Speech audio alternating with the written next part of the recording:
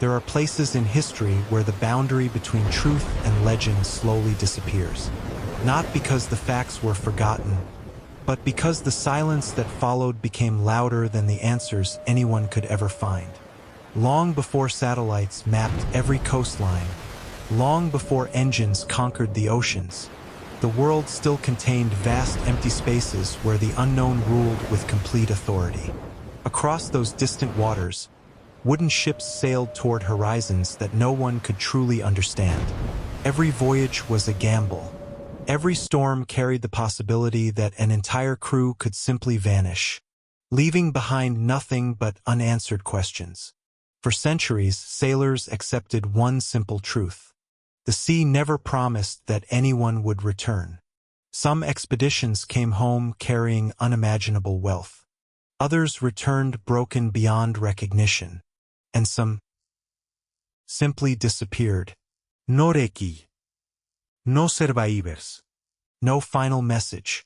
Only silence stretching across the endless ocean.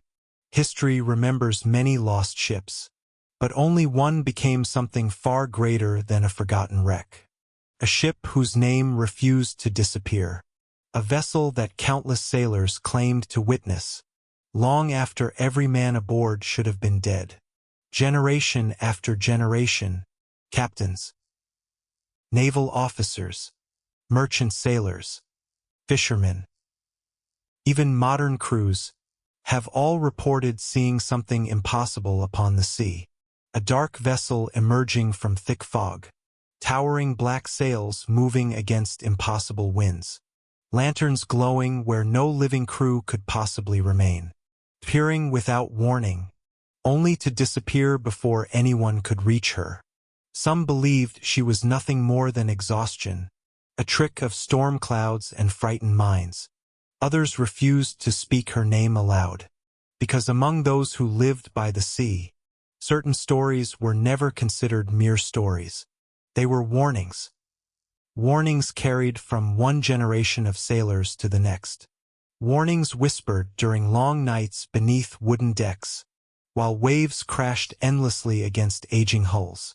Among every maritime legend ever told, none has survived longer or spread farther than the tale we explore tonight, the Flying Dutchman, a ship said to have wandered the world's oceans for more than 3 centuries, never reaching harbor, never completing her voyage, never finding peace. Was there truly a Dutch captain whose pride challenged the sea itself? Did one terrible storm create history's greatest ghost ship? Or did centuries of fear slowly transform an ordinary tragedy into an immortal legend? Tonight, we travel back into the Dutch Golden Age, an era when enormous merchant fleets connected Europe with the riches of Asia, when fortunes were built upon dangerous voyages, when thousands willingly sailed toward waters from which many would never return. Together, we will explore the brutal reality of life aboard 17th-century Dutch trading ships, the terrifying waters surrounding the Cape of Good Hope, the powerful Dutch East India Company, the mysterious captain whose name became inseparable from legend, and the centuries of eyewitness accounts that continue to challenge explanation even today. So, allow the world around you to grow quiet. Imagine cold sea mist drifting across still black water. Hear distant ropes gently creaking against old wooden masts. Listen to waves moving beneath an endless night sky as we begin one of history's greatest maritime mysteries. This is the story of the Flying Dutchman. The city of Amsterdam had not yet awakened.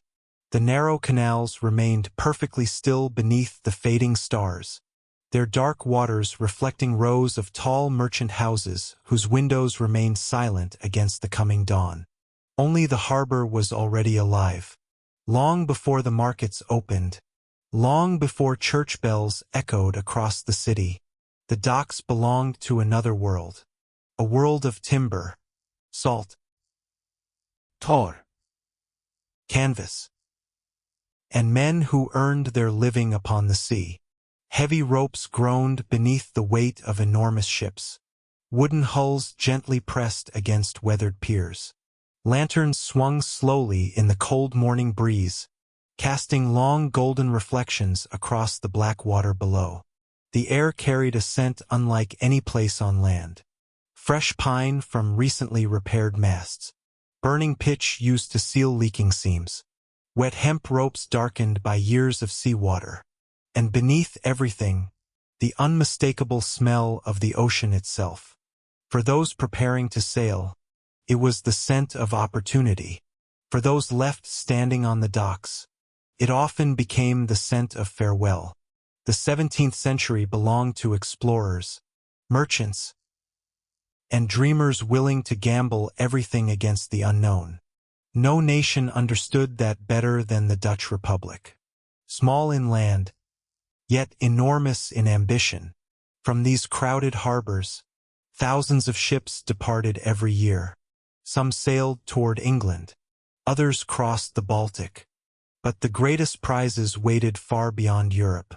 Across thousands of miles of open ocean lay the Spice Islands, Java, Ceylon, the distant ports of Asia, places where cinnamon, nutmeg, cloves, pepper, and silk could transform ordinary merchants into unimaginably wealthy men. Those precious cargoes fueled an empire unlike anything the world had ever witnessed. The Dutch East India Company, known simply by three famous letters, Bach, today. Companies buy products. In the 17th century, the VOC controlled kingdoms. It negotiated treaties, raised armies, built fortresses, declared war, governed colonies, and commanded one of the largest merchant fleets on Earth. Its influence stretched across continents. Its profits reshaped Europe. Its ships carried not only spices, but the dreams of an entire nation. Every successful voyage promised fortunes. Every failure became another name quietly added to company records, never spoken again. The ships themselves were engineering masterpieces for their age. Massive three-masted East Indiamen, built from thousands of carefully shaped oak timbers, strong enough to survive oceans, yet always vulnerable before nature's true power. Some stretched more than 150 feet from bow to stern. Their towering masts climbed high into the sky, supporting enormous sails capable of capturing even the gentlest winds. Below those decks, life became something entirely different. Dark, crowded, unforgiving. Nearly 300 people might share a single voyage. Sailors, soldiers, ship carpenters, doctors, cooks, company officials, sometimes even families beginning completely new lives across the world. Privacy barely existed. Fresh air rarely reached the lower decks. Men slept shoulder to shoulder, their hammocks gently swaying with every movement of the sea. Every available space served a purpose. Food barrels, freshwater casks, cannons, repair tools, trade goods, livestock. Everything necessary for a voyage that could last nearly an entire year. Fresh bread disappeared within days. Soon every meal became painfully familiar. Salted beef, hard biscuits, dried peas, cheese, beer. When it remained drinkable, fresh water slowly turned stale inside wooden barrels. Tiny insects found their way into flour. Rats became permanent passengers. No one expected comfort, only survival. Above deck, life followed an unforgiving routine. The crew divided every day into watches. For hours working, for hours resting, day after day, night after night. Without interruption, someone always climbed the rigging. Someone always watched the horizon. Someone always adjusted sails as the wind shifted. The sea never truly slept. Neither could those who depended upon her. Discipline remained absolute. The captain's authority stood beyond question. One careless mistake could destroy an entire ship. One delayed command could send hundreds of souls beneath the waves. Punishments were swift. Orders were obeyed immediately, not because sailors always respected their officers, but because hesitation at sea often proved fatal. Yet despite every hardship, thousands continued volunteering, because beyond the horizon waited something stronger than fear. Hope. Hope of fortune. Hope of promotion. Hope of returning home wealthy enough to change an entire family's future forever. Every departure carried those dreams. Every harbor farewell carried silent prayers. Wives embraced husbands. Parents held sons. Children waved until the ships became tiny shadows disappearing into morning mist. Some reunions would happen months later. Others never happened at all. No one standing upon those quiet docks could know which voyage would become history, and which would simply disappear into the endless pages of forgotten company records. For now, the sea remained calm, the wind remained gentle, and another magnificent Dutch merchant ship slowly raised her sails, completely unaware that somewhere beyond the peaceful horizon, history was already waiting. By the middle of the 17th century, the Dutch Republic had become something extraordinary. It was not the largest kingdom in Europe, nor the oldest. Yet its ships reached farther than almost anyone else's. Its merchants traded across continents. Its maps grew larger every year, and its confidence seemed almost limitless. Every successful voyage strengthened the belief that mankind could master the sea itself. The Dutch East India Company encouraged that confidence. Captains who delivered their cargo on time became respected throughout the Republic. Those who returned early with profitable shipments earned generous rewards. Their names spread through taverns, harbors, and merchant houses. Young sailors listened carefully. Every experienced captain became living proof that fortune favored courage. Among those respected commanders, one name slowly began earning unusual admiration. Captain Hendrick van der Decken. History has never agreed completely on the details of his life. Some early records spell his name differently. Others describe another captain entirely. Several historians believe multiple real men may have gradually merged into a single legendary figure. That uncertainty would eventually become part of the legend itself. But whether history remembers one captain or several whose stories blended together over time, the image remained remarkably consistent. He was experienced, calm beneath pressure, exceptionally skilled, and almost impossible to intimidate. Men who sailed beneath his command rarely questioned his ability. They questioned something else: his determination. Van der Decken believed that hesitation invited failure. He believed storms rewarded decisive captains, not cautious ones. When other commanders shortened sail, he often pressed forward. When others waited for better weather, he searched for a way through it. Many admired this confidence. Some quietly feared it, because the sea has always possessed one cruel habit. It allows successful decisions to resemble reckless ones, until eventually, the difference matters. Those who met him described a man transformed by decades upon the ocean. His face carried deep lines carved by salt, wind, and relentless sunlight.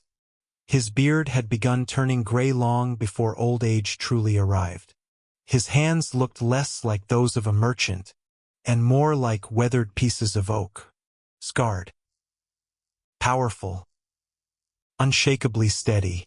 His eyes attracted the greatest attention. Cold blue, always searching, always measuring, always studying the sky long before anyone else noticed change. Some officers believed he could smell a storm before clouds appeared. Others claimed he understood the ocean almost as though it whispered directly to him.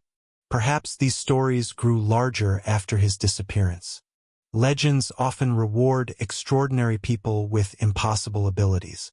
But every legend begins somewhere, and those who served beneath him agreed upon one truth.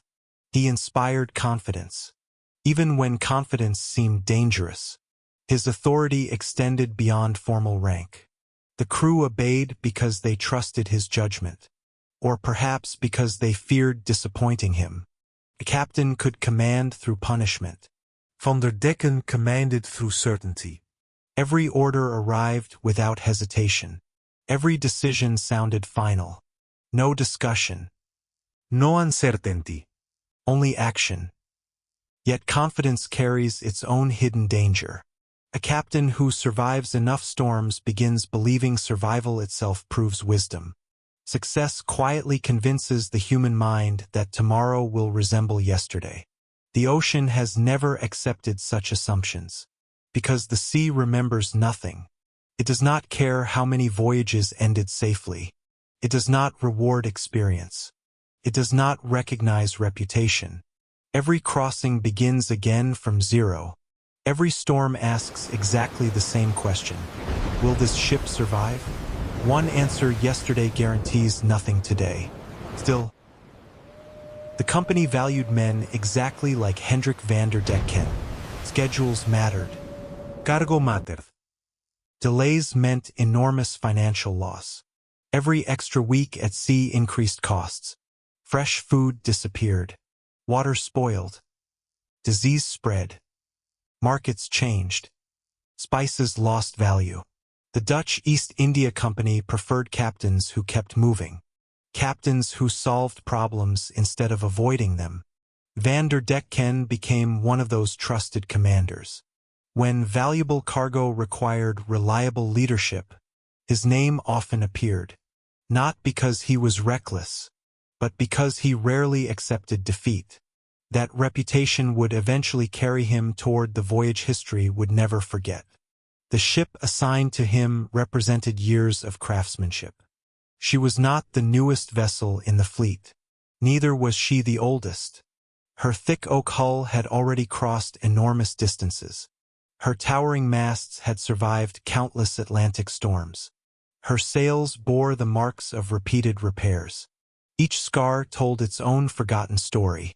Each repaired plank represented another successful return. Below deck, hundreds of barrels waited to receive cargo from Asia. Trade goods filled carefully organized compartments. Weapons remained secured nearby. Fresh provisions had been loaded only days before. Everything suggested another ordinary voyage.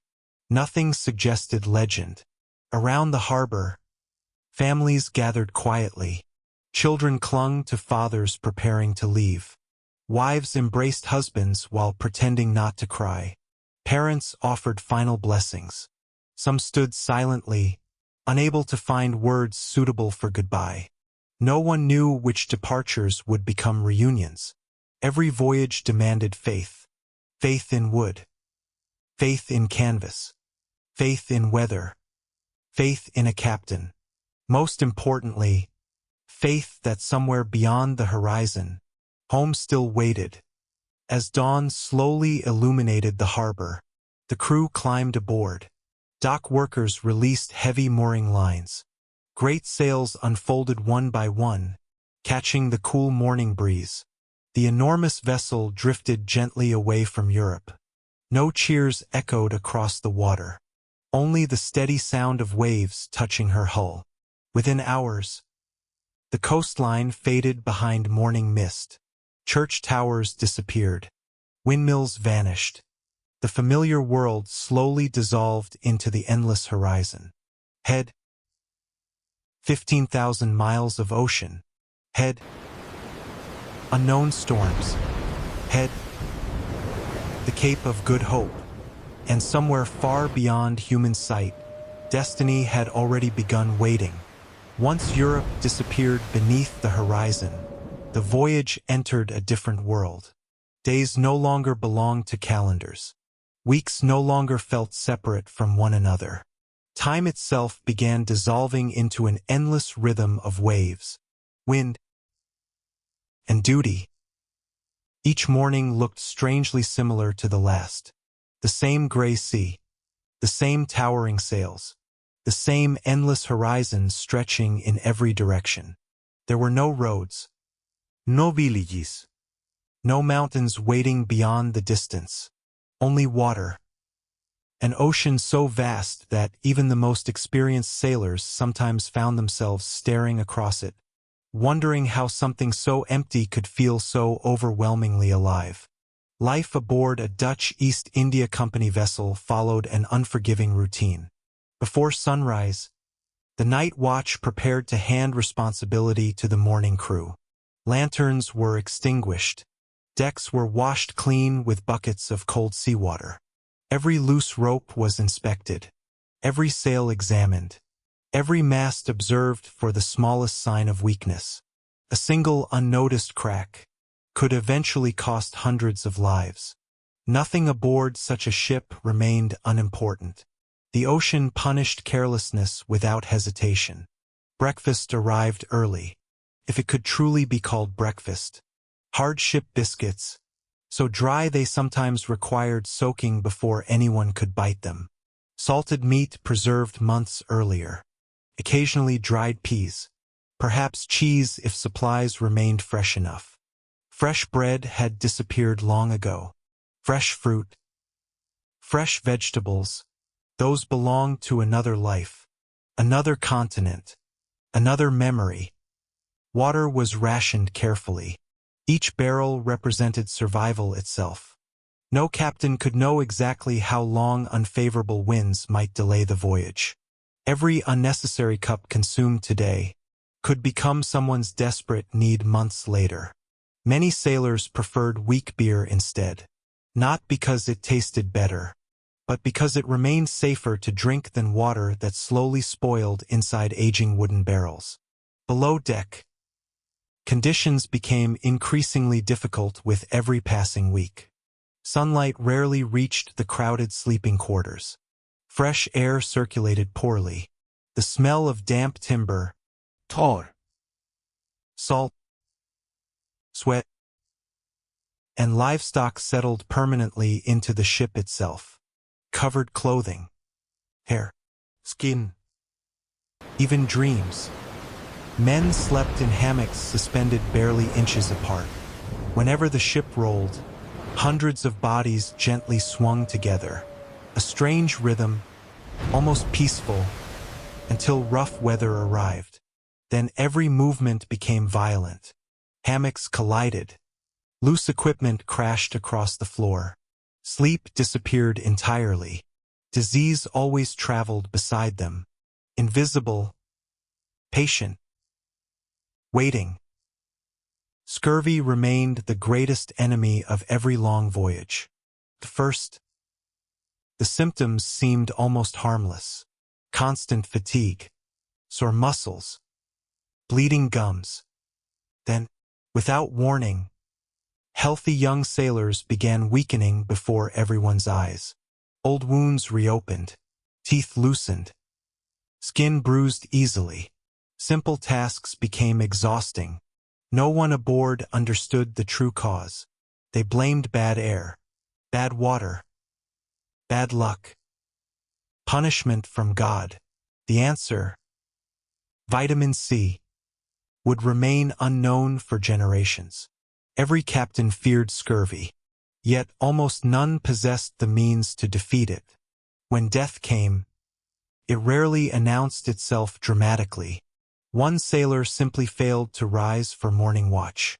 Another collapsed while climbing the rigging. Another quietly stopped speaking altogether.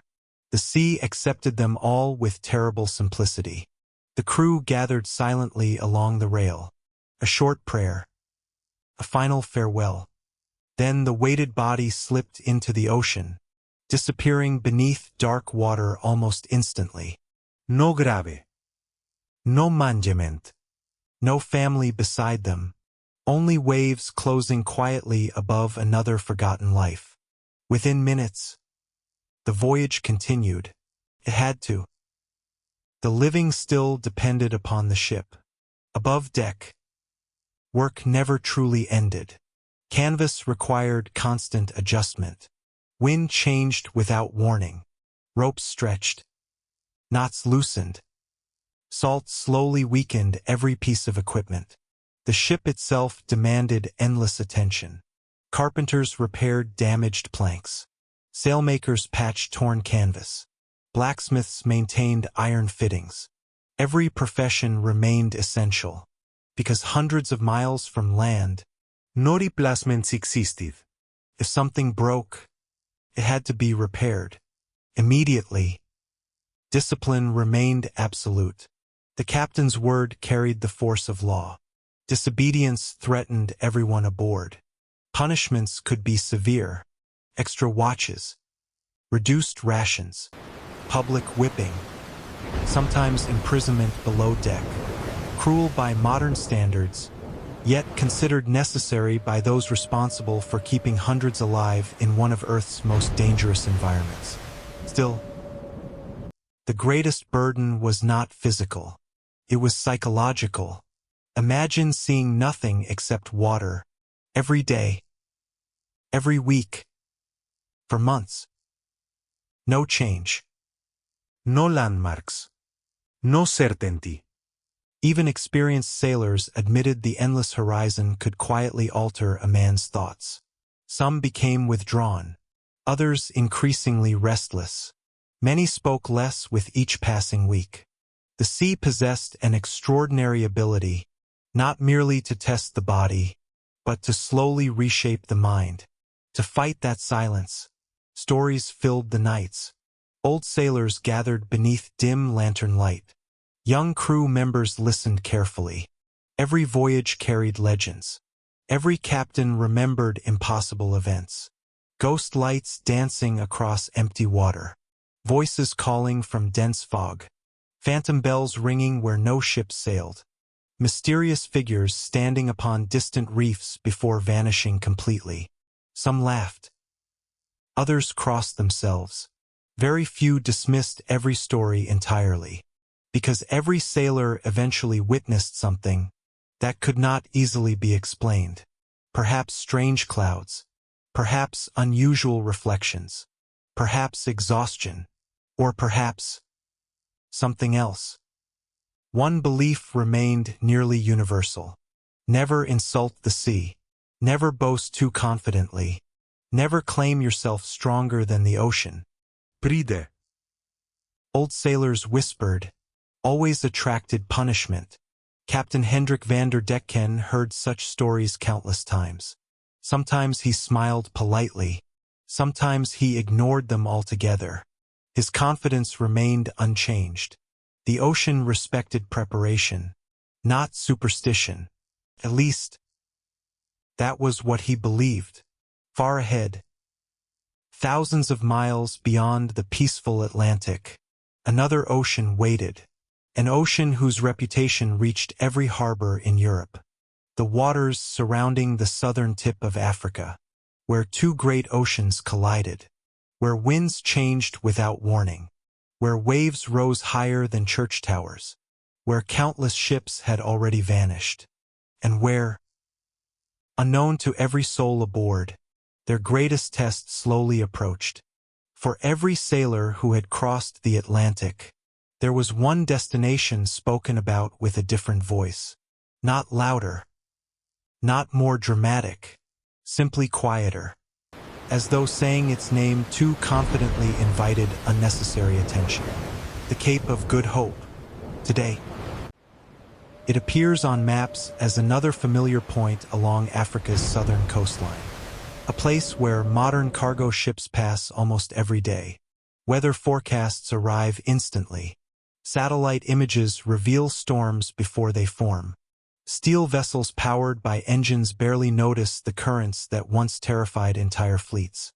But during the 17th century, the Cape belonged to another age. It marked the place where certainty ended. Portuguese explorers had reached these waters nearly 2 centuries earlier. Their triumph quickly became caution. They named the headland the Cape of Storms, not as poetry, but as experience. Because nothing about these waters behaved politely. Here, The Atlantic Ocean met the Indian Ocean. Not gently, not peacefully. They collided. Immense currents surged toward one another beneath the surface, invisible to every captain standing on deck. Cold Antarctic water pushed north. Warmer Indian Ocean currents pressed south. The atmosphere above responded with astonishing violence. Perfectly calm mornings could transform before sunset. Gentle winds became furious gales. Smooth swells erupted into towering mountains of water. Storms seemed capable of appearing from nowhere. Many sailors believed the Cape possessed its own personality. An ancient force, watching every vessel that dared approach. Later, kings and merchants disliked such an ominous name. Storms discouraged investment. Fear discouraged exploration. So the dangerous coastline received another title. The Cape of Good Hope. A name filled with optimism. A promise that beyond these deadly waters, fortune waited. Yet changing the name changed nothing else. The sea remained exactly as unforgiving. The wind cared nothing for optimism. The waves ignored every hopeful map ever printed. Old sailors continued using both names. Officially, the Cape of Good Hope. Privately, the Cape of Storms. Because they understood something merchants often forgot. Hope alone never carried a ship safely through dangerous water. Experience did. Respect did. Patience did. Captain Hendrick van der Decken had rounded the Cape before. More than once. He knew these waters. He knew the currents. He knew the sudden weather changes. At least, he believed he did. His crew trusted that experience. Most of them had never traveled so far south. Many stood upon the deck each evening watching unfamiliar stars slowly replace those they had known above Europe. Constellations shifted. The air grew colder. The waves developed a heavier rhythm beneath the hull. Everything around them quietly suggested they were entering another world. Birds accompanied the voyage for many days. White seabirds circled lazily above the wake, sometimes resting upon the water before rising effortlessly into the wind once more. They had become familiar companions, almost comforting. Then, one morning, they were simply gone. No gradual disappearance. No distant flock fading into the horizon. Gone. The sky above the ship felt strangely empty. Several older sailors noticed immediately. One crossed himself without speaking. Another stared toward the empty horizon far longer than necessary. No officer recorded the missing birds in an official logbook. Yet conversations quietly changed. Because experienced seamen understood something younger men often overlooked. Birds frequently sensed dangerous weather long before humans recognized it. They left first. Always. That afternoon, the wind changed. Not dramatically. Not yet. Its direction shifted only slightly. Enough for the helmsman to make a careful correction. Enough for the sails to require fresh adjustment. Enough for Captain van der Decken to spend longer studying the horizon than usual. Clouds began gathering far away. Thin gray lines first, barely noticeable against the distant sky. Hour after hour, those lines thickened, darkened, slowly joining together until they formed an enormous wall stretching across the southern horizon. Sunlight weakened. The sea itself seemed darker, not because evening approached, but because the sky above had quietly stolen its color. Below deck, the ship's carpenter noticed something else. The timbers had begun speaking differently. Every wooden vessel possessed its own language. Experienced sailors learned it without realizing. The ordinary creaks, the familiar groans, the gentle complaints of old oak rising and falling with each passing swell. Now, those sounds deepened, longer, lower, more strained. The ship still remained perfectly seaworthy. Nothing had broken. Nothing had failed. Yet she sounded uneasy, almost as though the vessel herself recognized what waited ahead. The ship's barometer confirmed what many already suspected. Its needle had begun falling, slowly, steadily, almost patiently. Captain Decken examined the instrument himself. He tapped the glass lightly, watched the needle remain exactly where it rested. Lower than yesterday, lower than the day before. Still, not low enough to demand immediate concern. Experienced captains rarely feared storms themselves. Storms were expected. Storms belonged to the profession. The true danger came from panic. A frightened crew made poor decisions. Confidence remained essential. Decken closed the instrument carefully, looked once more toward the southern horizon, then calmly ordered the voyage to continue exactly as planned. Nos chourten sals. No altered course. No delay. Around him, the crew obeyed without question. But questions had already begun forming quietly inside their own thoughts. Because the birds had vanished. The wind had changed. The sea sounded different. And somewhere beyond that growing wall of cloud, something immense was steadily moving toward them. The first true blow came shortly after sunset. Without warning, the wind struck the ship with such sudden force that the great mainsail snapped like thunder across the darkening sky. Men instinctively reached for ropes. Others threw themselves toward the rigging before fresh orders could even be given. The Flying Dutchman lurched violently to starboard. Loose barrels shifted below deck. Lanterns swung wildly overhead. For a single breathless moment, every man aboard understood. The storm had arrived. Rain followed almost instantly. Not gentle rain. Not the slow beginning of an ordinary squall. Came sideways. Driven by furious wind so powerful that each drop felt like tiny stones striking exposed skin. Within minutes, every plank upon the deck gleamed beneath rushing water. Boots struggled for grip. Ropes became dangerously slick. Voices disappeared beneath the endless roar of the growing gale. The horizon vanished. Sea, sky, Rain.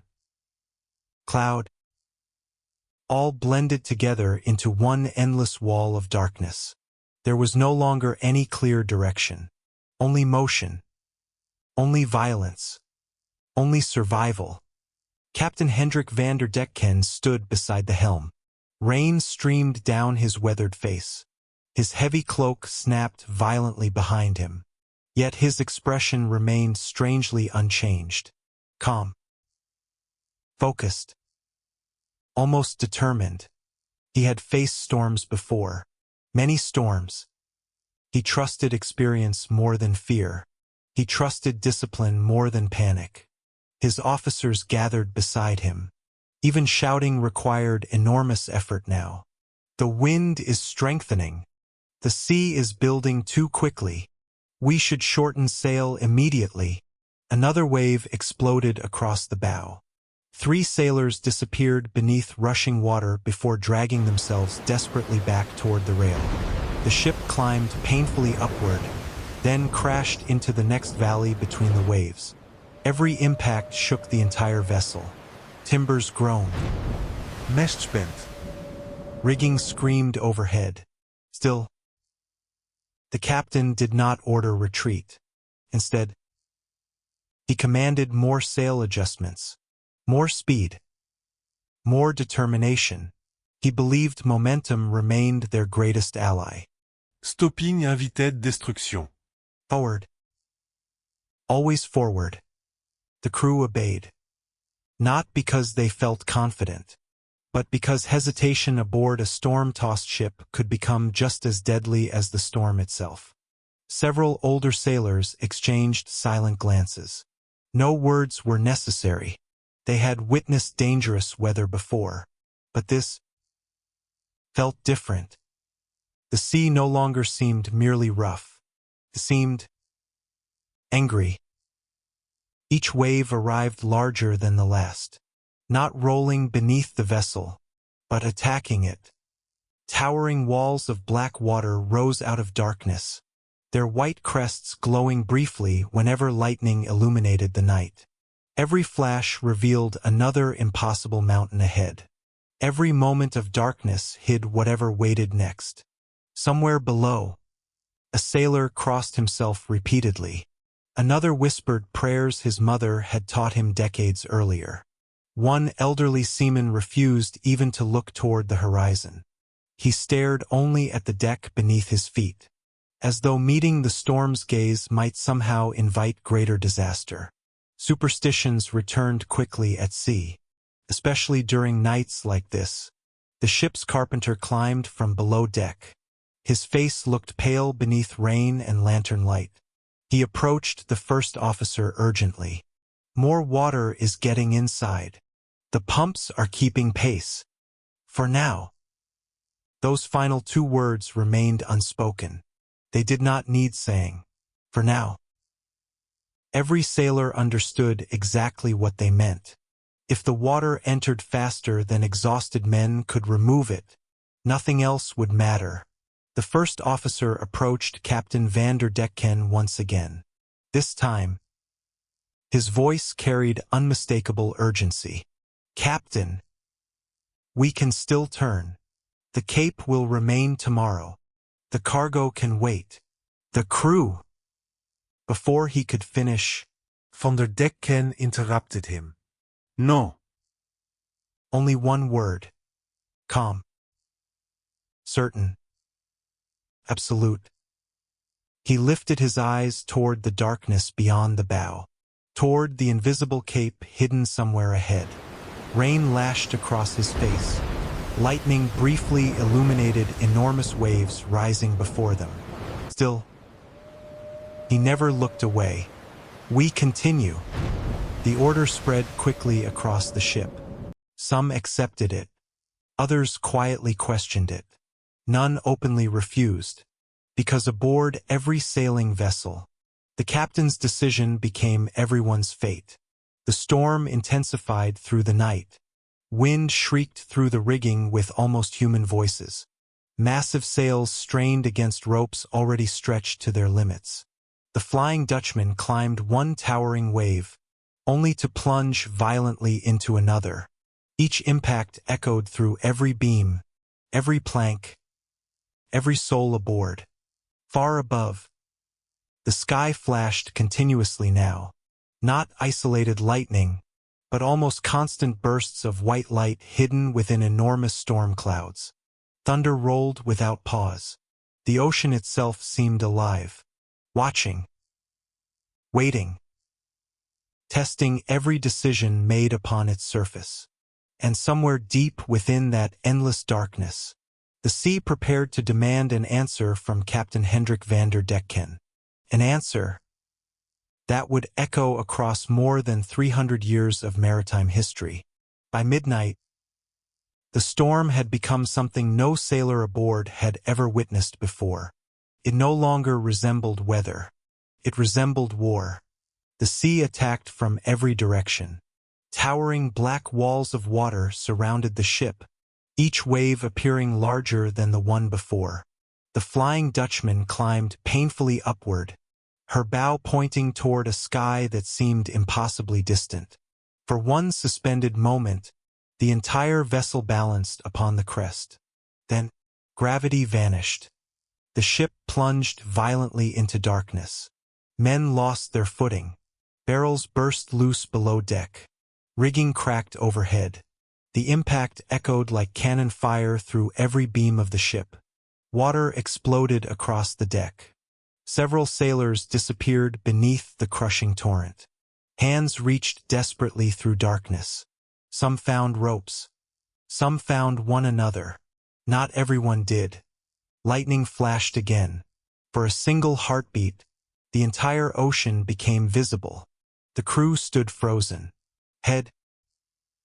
Beyond the rain, beyond the screaming wind, An enormous wall of water stretched across the horizon. Not merely another wave. Something far larger. A mountain rising directly from the sea itself. Even the oldest sailors had never imagined such height. One whispered, "God preserve us." Another simply removed his cap. Certain death had finally arrived. The first officer forced his way toward Captain Decken. Rain blinded him. The deck rolled violently beneath every step. Still, he reached the quarterdeck. "Captain, we must turn. We cannot survive this." Another officer joined him. "The masts won't hold. The hull cannot endure much longer. We have done everything possible. There is still time." Van der Decken remained motionless. Water streamed from the brim of his hat. His pale eyes never left the monstrous sea ahead. The storm roared around him. Yet somehow, his voice carried above it. "No." The officers stared in disbelief. He repeated himself. "No." "We do not turn." The first officer stepped closer. His face revealed something rarely seen aboard any ship.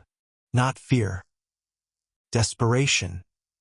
"Captain, if we continue, we all die."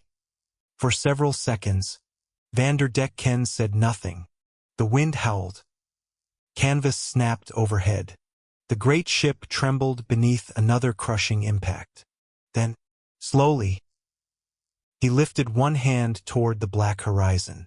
His voice grew louder, not directed toward his officers, not toward his crew, toward the storm itself, toward the sea, toward whatever unseen force ruled these waters. According to the oldest versions of the legend, these were the words that changed everything. "I will round this cape, if I must sail until the day of judgment." Some accounts claim he shouted even more fiercely, "I will never turn back. I will sail forever, before I surrender." Whether those were his exact words, history cannot say. No written record from that night survives. Only generations of sailors repeating the same terrible oath. Each generation adding its own small changes. Yet every version preserved one unmistakable truth. Captain Hendrick van der Decken challenged the sea itself. He challenged fate. He challenged God. Or perhaps, he challenged only his own pride. Whatever happened, the crew heard enough. Silence spread across terrified faces. Even amid the roaring storm, something deeper than fear settled over the ship. Old sailors slowly crossed themselves. One man whispered a prayer so quietly that no one else heard it. Another refused to look at his captain ever again, because every seaman aboard understood an ancient truth. The sea tolerated courage. It respected endurance. But arrogance invited punishment. Almost immediately, the storm answered.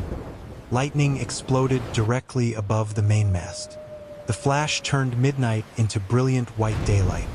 For one impossible instant, every rope, every sail, every terrified face became perfectly visible. The thunder followed instantly, not rolling across the sky, detonating directly overhead. The entire ship shook. The mainmast groaned. A tremendous cracking sound echoed through the darkness. Wood splintered. Spars shattered. Heavy rigging collapsed across the deck. Screams vanished beneath the deafening roar of collapsing timber. Chaos consumed the Flying Dutchman. Men struggled blindly through broken ropes. Water rushed freely across shattered planks. Lanterns disappeared beneath crashing waves. Some sailors desperately fought to save the vessel. Others simply fought to remain alive. Captain Van der Decken still stood beside the helm. Lightning illuminated his face once more. Calm. Unmoving. Almost defiant. As though nothing, not wind, not sea, not even death itself, could persuade him to surrender. Far beyond the shattered mast, another gigantic wave slowly rose from darkness, higher than every wave before it, higher than any ship was ever meant to face. It advanced silently, patiently, like destiny itself, and every soul aboard knew there would be no escaping what came next. No one knows exactly what happened after that final wave. That uncertainty is where history ends and legend quietly begins. There were no survivors who returned to Amsterdam with a complete account. No captain's log recovered from floating wreckage. No official report describing the ship's final moments. No burial place. No confirmed location where the vessel finally came to rest. Only silence. The kind of silence that allows imagination to grow. According to the oldest traditions, the enormous wave crashed over the Flying Dutchman with unimaginable force. Water consumed the deck.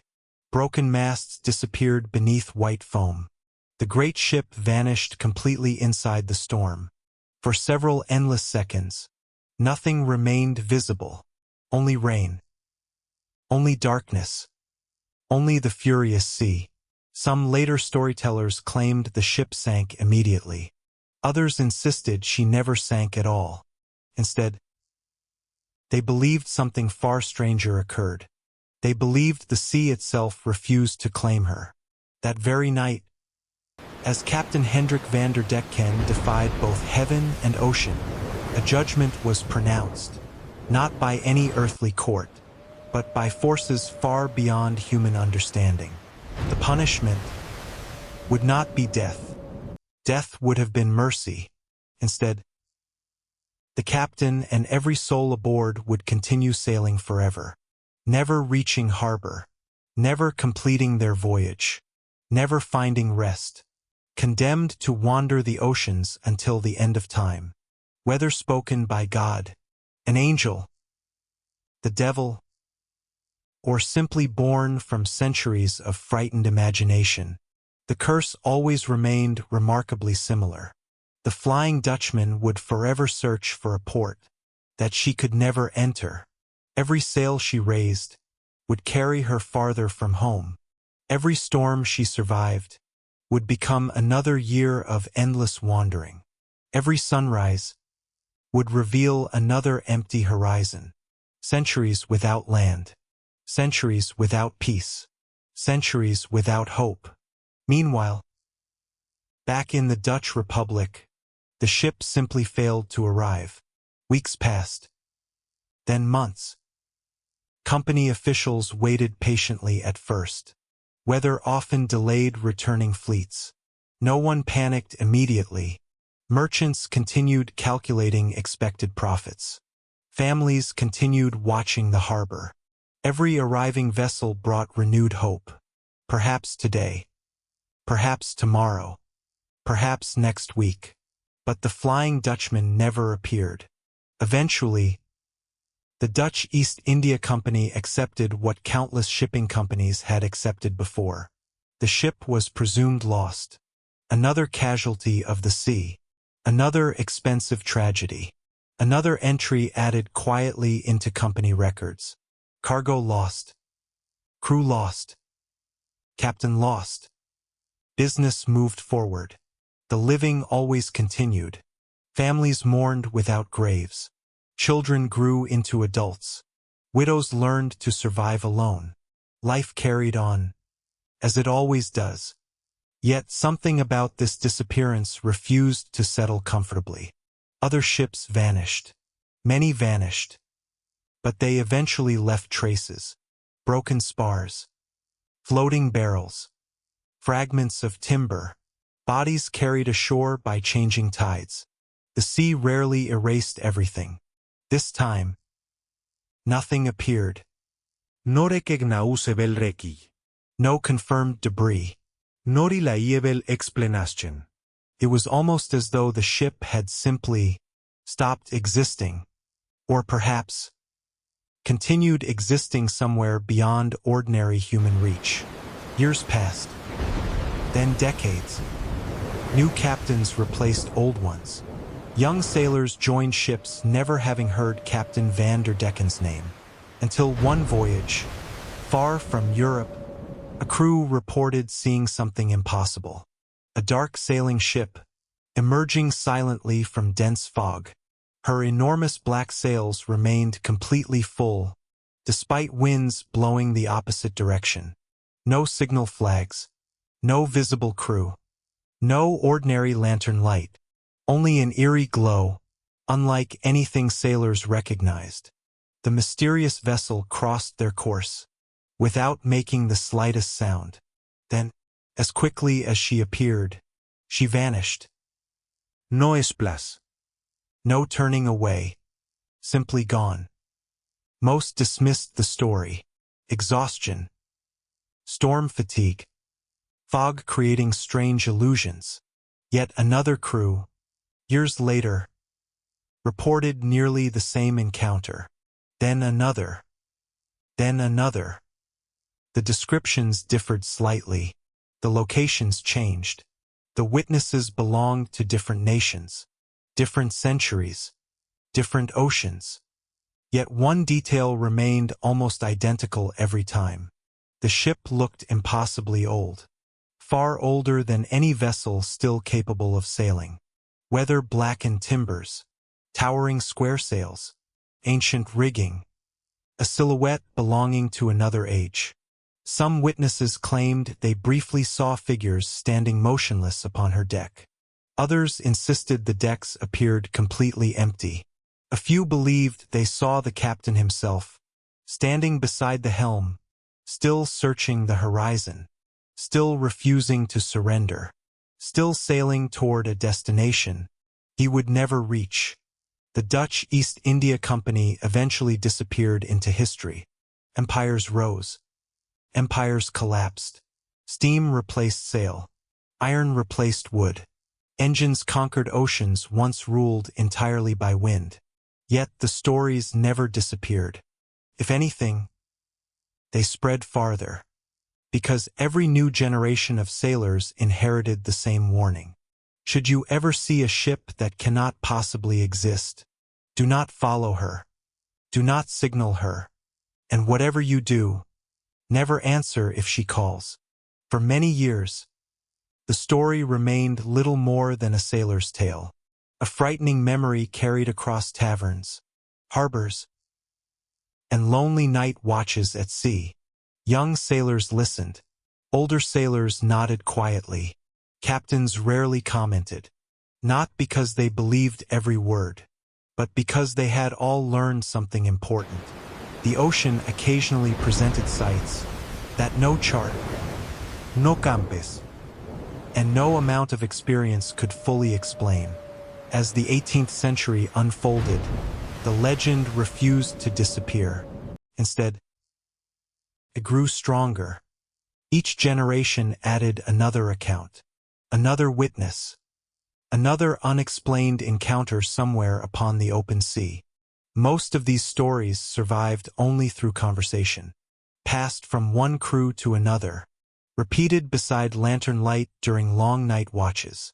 Like every oral tradition, some details changed, others disappeared completely. Yet one remarkable pattern remained. No matter who told the story, the mysterious vessel always appeared during dangerous weather. Fog. Heavy rain, approaching storms, or strange light near sunset. It was almost as though the ship belonged, not to calm seas, but to uncertainty itself. One of the earliest widely repeated accounts described a merchant vessel sailing toward the Cape of Good Hope late one evening. Visibility had become poor. Mist drifted low across the water. The crew expected another ordinary night. Then, without warning, a fully rigged sailing ship emerged directly ahead. She appeared impossibly close, close enough for collision. The officer of the watch immediately ordered the helm hard over. Crew members shouted desperately. Signal lanterns flashed through the darkness. No response came. The strange vessel continued approaching, silent, unchanging. Its black sails remained perfectly full despite almost no wind. Then, only moments before impact, it disappeared. Not turning away, not sinking, not fading gradually into fog. Simply gone. The merchant ship sailed directly through the place where it should have been. Nothing remained. No floating reki. No guaps. No explanation. The captain entered the event into his private journal. He described the experience carefully, without dramatic language, without claiming ghosts, only facts. A ship had been there, then it had not. Another account came from a naval officer years later. His vessel sailed under clear skies during the afternoon. Conditions seemed almost peaceful. Without warning, lookouts reported an unfamiliar ship upon the horizon. The captain raised his telescope. At first, nothing appeared unusual. A large square-rigged vessel, old-fashioned in design, perhaps another merchantman. Yet something slowly disturbed him. The ship carried far too much sail for the strengthening wind. No captain would risk such canvas in those conditions. Still, she continued effortlessly, ignoring the weather completely. The officer ordered a signal. No answer. He ordered another. Silence. Then, a bank of mist drifted briefly across the sea. When it passed, the mysterious vessel had vanished completely. There had been nowhere she could possibly have gone. The surrounding ocean remained empty in every direction. Stories like these multiplied. Dutch sailors reported them. British sailors reported them. French crews. Portuguese navigators. Even Scandinavian whalers sailing thousands of miles away repeated remarkably similar descriptions. None claimed exactly the same experience, yet all described something deeply unsettling.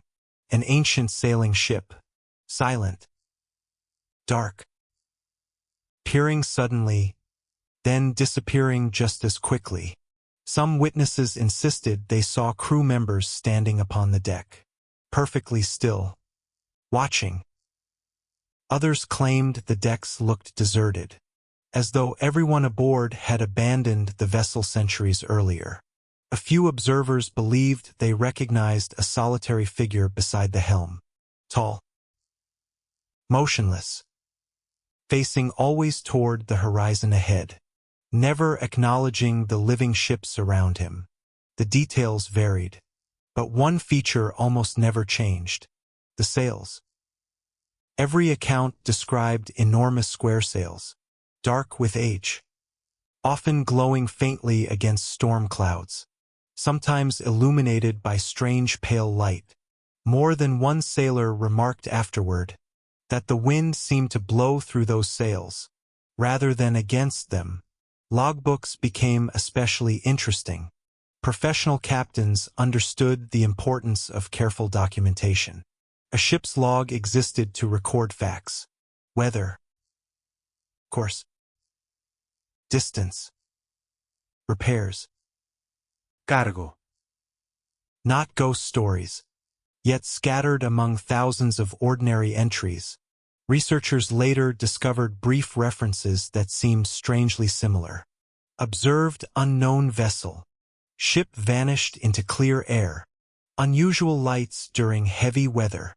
Most captains refused to speculate. They simply recorded what they believed they had seen, then continued the voyage, because no explanation seemed sufficient. Some modern historians argue these sightings resulted from optical illusions, atmospheric refraction, temperature inversions, mirages above the sea, and certainly, such natural phenomena do exist. The ocean creates extraordinary visual effects. Ships below the horizon sometimes appear suspended in the sky.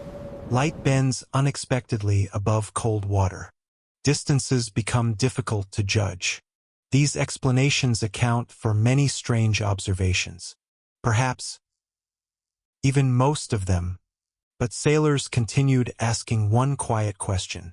Why did the same ancient ship, with the same towering sails, appear again and again, across different centuries, to different crews, who had never spoken to one another? That question kept the Flying Dutchman alive, not because everyone believed, but because no one could entirely dismiss the possibility. And somewhere beyond every familiar shipping lane, whenever storms gathered over the Cape, experienced sailors still found themselves watching the horizon, just a little more carefully than before.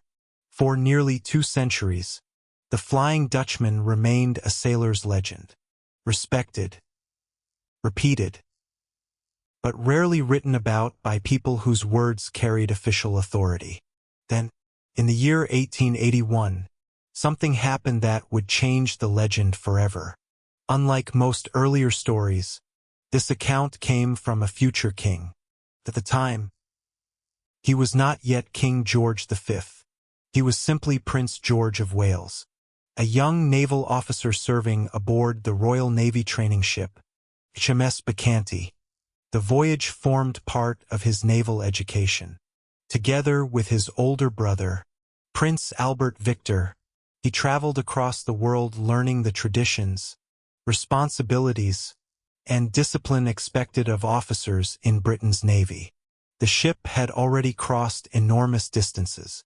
By early July, she approached the waters off southern Africa, the same dangerous region that had haunted sailors for centuries. The Cape of Good Hope. It was shortly before dawn. The sea remained unusually quiet. A thin mist drifted low across the water. Visibility changed constantly. One moment, the horizon appeared clear. The next, it disappeared behind pale gray fog. Crew members quietly performed their ordinary duties.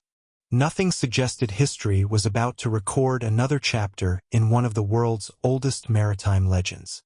Then, the lookout reported a strange vessel. Several officers immediately turned toward the same point upon the horizon. Prince George later described what happened in remarkable detail. Head, emerging through the mist, sailed an old 3-masted ship. Her sails glowed with an unnatural reddish light, not bright like flame, not white like moonlight, a deep crimson glow, as though the ship itself reflected a sunrise that had not yet reached the surrounding sea. She appeared surprisingly close, far too close to have escaped notice only moments earlier. Every officer watching expected the vessels to continue approaching one another. Instead, something impossible occurred. The mysterious ship slowly faded into the mist. No change of course. No visible turn. No es place. No reki. She simply disappeared. The officers stared across the empty water. Nothing remained. Prince George was not alone. More than a dozen sailors reportedly witnessed the same event. The officer on watch recorded it. Several crew members later confirmed the strange sighting independently.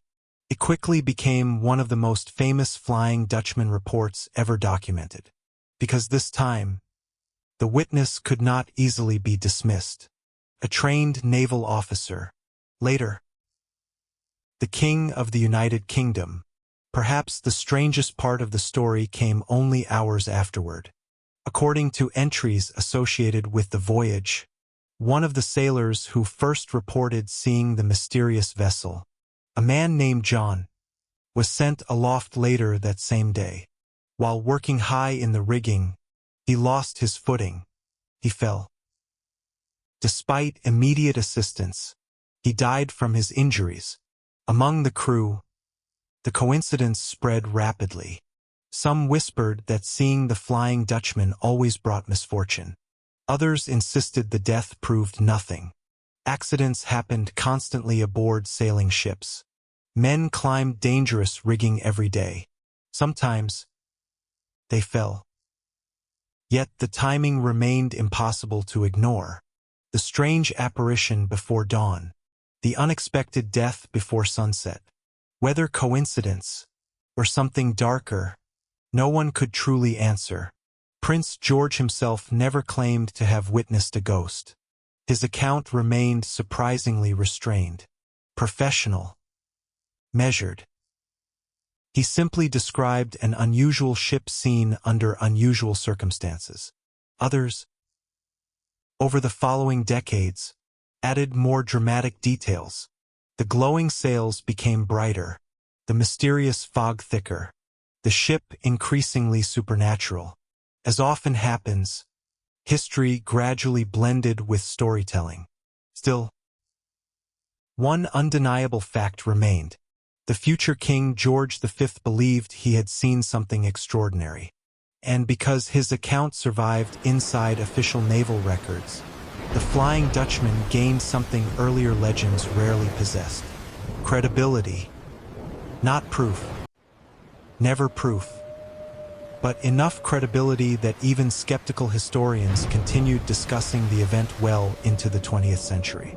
Newspapers eventually repeated the story. Books included it. Maritime historians debated it. Some argued the witnesses had observed an optical phenomenon known today as a superior mirage. Under certain atmospheric conditions, light bends across layers of cold and warm air. Distant ships appear suspended above the horizon, sometimes stretched, sometimes distorted, sometimes glowing strangely. The scientific explanation sounded convincing, yet questions remained. A mirage explains appearance. It does not explain disappearance, nor why experienced naval officers described the same ancient vessel already famous throughout maritime folklore. The sighting aboard HMS Bacchante transformed the Flying Dutchman from an old sailor's tale into an international mystery, one discussed not only in dockside taverns, but inside newspapers, universities, and royal biographies. The ghost ship had entered modern history, and remarkably, the sightings did not stop. The world changed. Empires expanded. Steam replaced sail. Wood slowly gave way to iron, then steel. Engines conquered distances that once depended entirely upon wind and weather. The age that had created the Flying Dutchman quietly disappeared beneath history. Yet, the legend refused to disappear with it. If anything, it adapted. Modern sailors still reported strange encounters.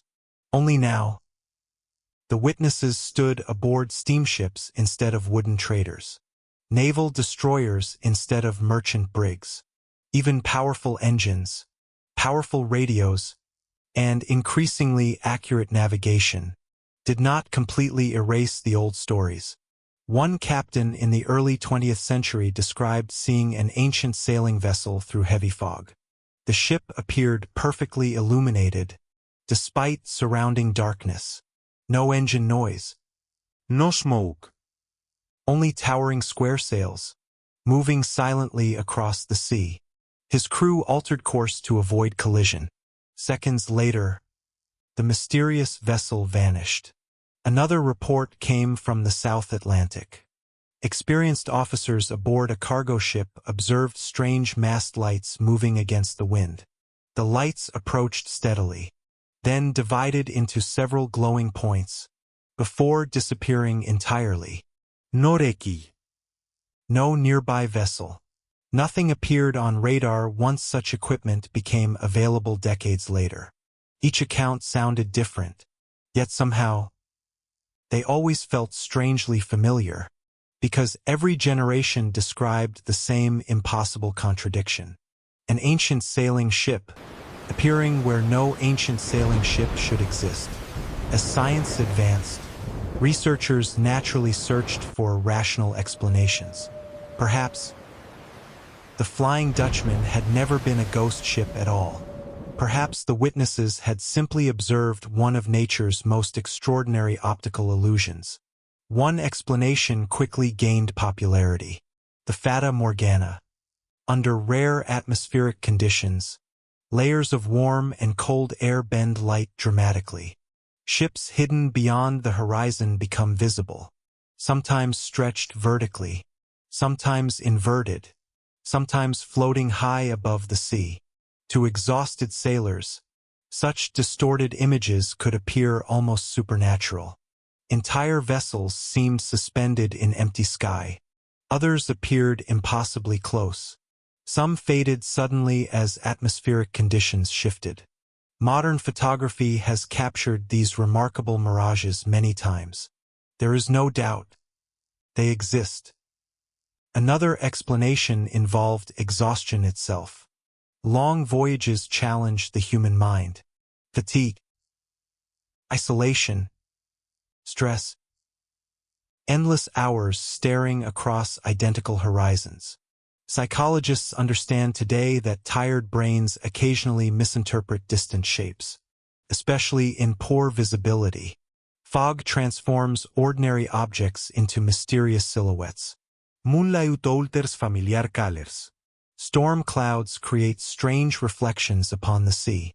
Perhaps many Flying Dutchman sightings resulted from ordinary ships, observed under extraordinary conditions. There is strong evidence supporting such ideas. Yet, even professional historians admit something interesting. No single explanation accounts for every report. Some sightings occurred during perfect visibility. Others involved multiple trained observers. Several described details difficult to explain through mirages alone. Most importantly, the witnesses themselves rarely believed they had imagined anything. Experienced captains knew the sea. They understood fog. They understood optical illusions. Many had spent decades observing distant vessels. Yet some insisted, whatever they saw was different. Maritime folklore preserved another curious belief. Seeing the Flying Dutchman did not necessarily bring immediate death. Instead, she served as a warning, a sign that terrible weather approached. Many sailors claimed storms followed her appearance within hours. Whether coincidence or careful observation unconsciously remembered as legend, no one truly knows.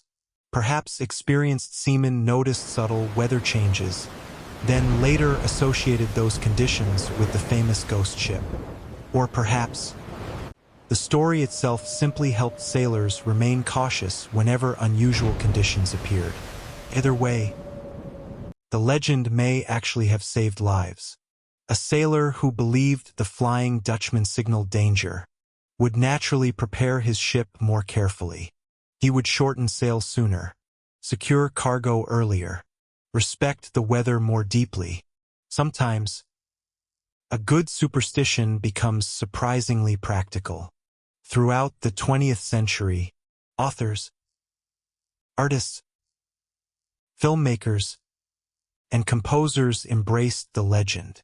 The Flying Dutchman sailed across novels, Óperas, paintings, motion pictures, television, video games. Each generation reinvented her slightly. Sometimes she appeared terrifying, sometimes tragic, sometimes romantic. Yet one image remained almost unchanged. A lonely ship, forever searching the sea, forever denied the safety of harbor, forever trapped between history and myth. Today, modern satellites watch every ocean. Cargo ships report their positions instantly. Aircraft cross the Cape of Good Hope in hours rather than months. The world has become smaller, better mapped, better understood. And yet, whenever storms gather over southern Africa, some sailors still find themselves glancing toward the mist, just for a moment, wondering whether one ancient voyage ever truly reached its end.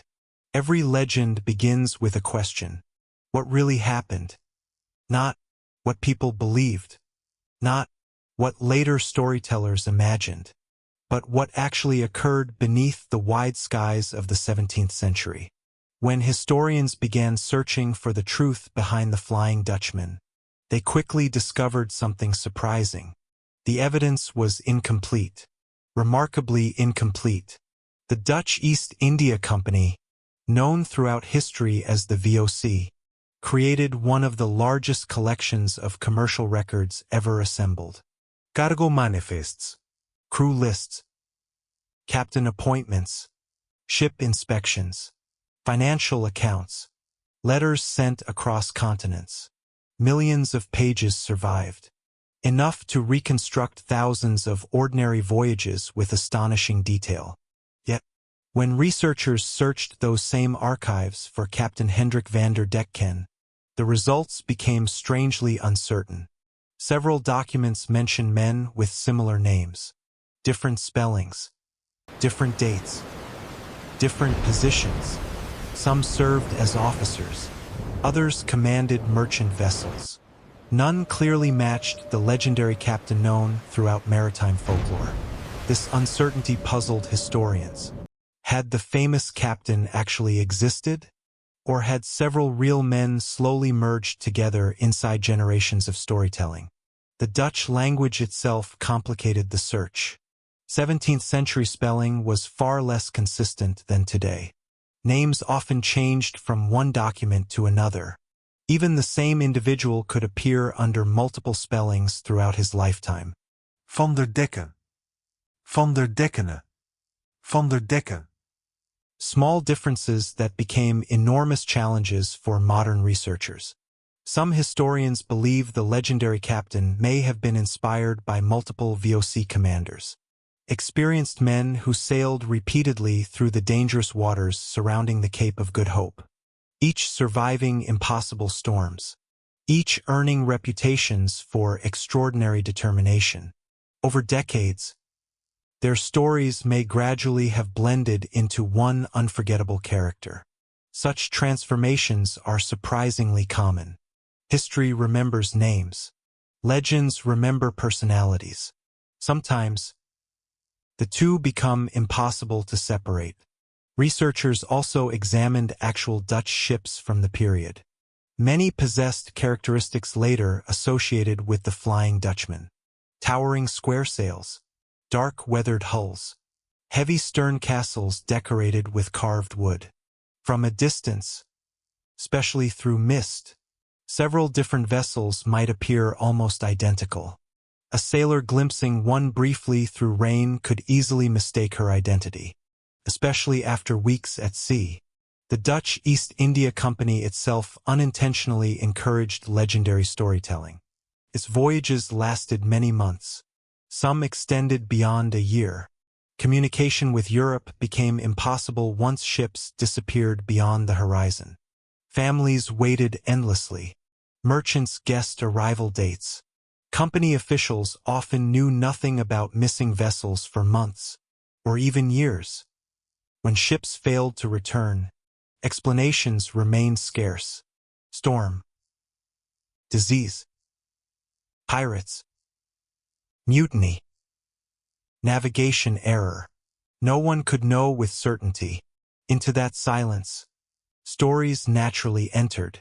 One missing vessel became another mystery. Another mystery became another rumor. Eventually, one rumor became a legend. Historians estimate that hundreds of VOC ships disappeared completely during the company's existence. Some wrecks have since been discovered beneath the ocean. Others remain missing today. Many vanished without leaving meaningful evidence behind. Each disappearance reminded sailors of a simple truth. The sea rarely explained itself. It simply continued. Researchers studying maritime folklore noticed another fascinating pattern. Almost every seafaring culture possesses its own ghost ship. The British spoke of phantom frigates. The Scandinavians described cursed fishing boats. Mediterranean sailors feared mysterious black galleys appearing before storms. Across the Pacific, island communities preserved stories of glowing canoes carrying restless spirits. Human beings everywhere, separated by oceans and centuries, created remarkably similar legends, perhaps because the sea itself encourages such imagination. Standing upon an endless horizon, where fog hides distance, where storms appear suddenly, where loved ones vanish without farewell. It becomes surprisingly easy to believe that not every voyage truly ends. Modern archaeology continues searching. Shipwreck expeditions explore waters surrounding southern Africa every year. Advanced sonar maps the ocean floor. Remote, operated vehicles descend thousands of meters into darkness. Countless wrecks have been identified. Portuguese caravels, Dutch East India Company traders, British naval vessels, French merchant ships. Each discovery solves one historical mystery, while leaving countless others untouched. None has ever been conclusively identified as the Flying Dutchman. Perhaps because she never existed exactly as legend describes. Or perhaps because historians have unknowingly examined her remains already, without realizing which ordinary wreck inspired one of history's greatest maritime stories. The line between fact and folklore often proves far thinner than we imagine. Sometimes, history creates the legend. Sometimes, the legend quietly reshapes history. And nowhere is that relationship more mysterious than upon the endless waters surrounding the Cape of Good Hope. The Flying Dutchman was never alone. She became the most famous ghost ship in history, but she was far from the only one.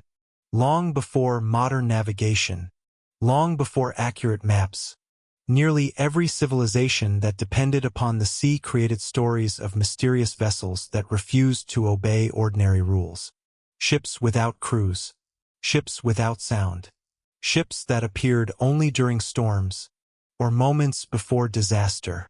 The remarkable part is not that these stories existed. The remarkable part is how similar they became. Across thousands of miles, among cultures that never met, the same strange ideas appeared again and again. In Scandinavia, fishermen once whispered about phantom boats emerging through freezing coastal fog. Old wooden vessels carrying silent figures who never answered greetings.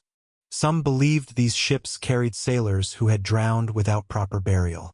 Others believed they belonged to those forever searching for home, unable to reach the shore they had lost.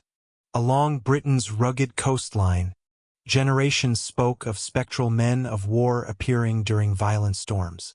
Naval officers occasionally claimed to glimpse impossible ships sailing directly into towering waves, only to disappear before impact. Some dismissed these accounts as tricks of light. Others quietly refused to discuss them after sunset, because speaking too freely about ghost ships, many believed, invited them closer. Far to the south, Portuguese sailors preserved stories remarkably similar to the Dutch legend. This was hardly surprising. They had explored the Cape of Good Hope long before Dutch merchants dominated those waters. For Portuguese crews, the southern oceans already possessed an almost supernatural reputation.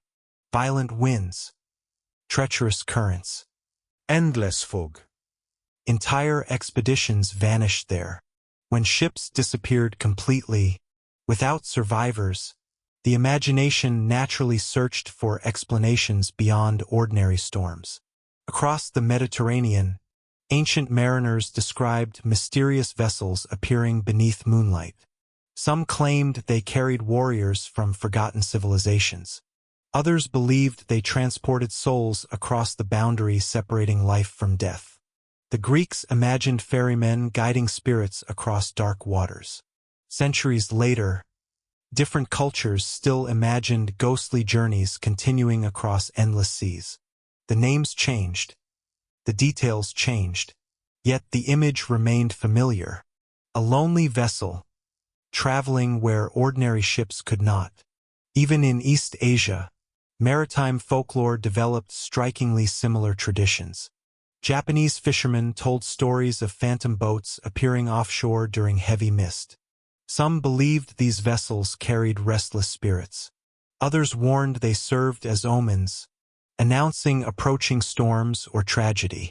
Experienced fishermen learned never to chase such sightings. If the strange boat moved away, They allowed it to disappear. Certain mysteries, they believed, should never be followed. Across the islands of the Pacific, stories spoke of glowing canoes crossing moonlit water, ancestors returning briefly from another world, silent travelers moving between islands no living sailor could ever reach. Again, the same themes quietly returned. Water, distance, memory, loss, endless wandering. Why do so many civilizations create ghost ships? Historians have suggested many answers.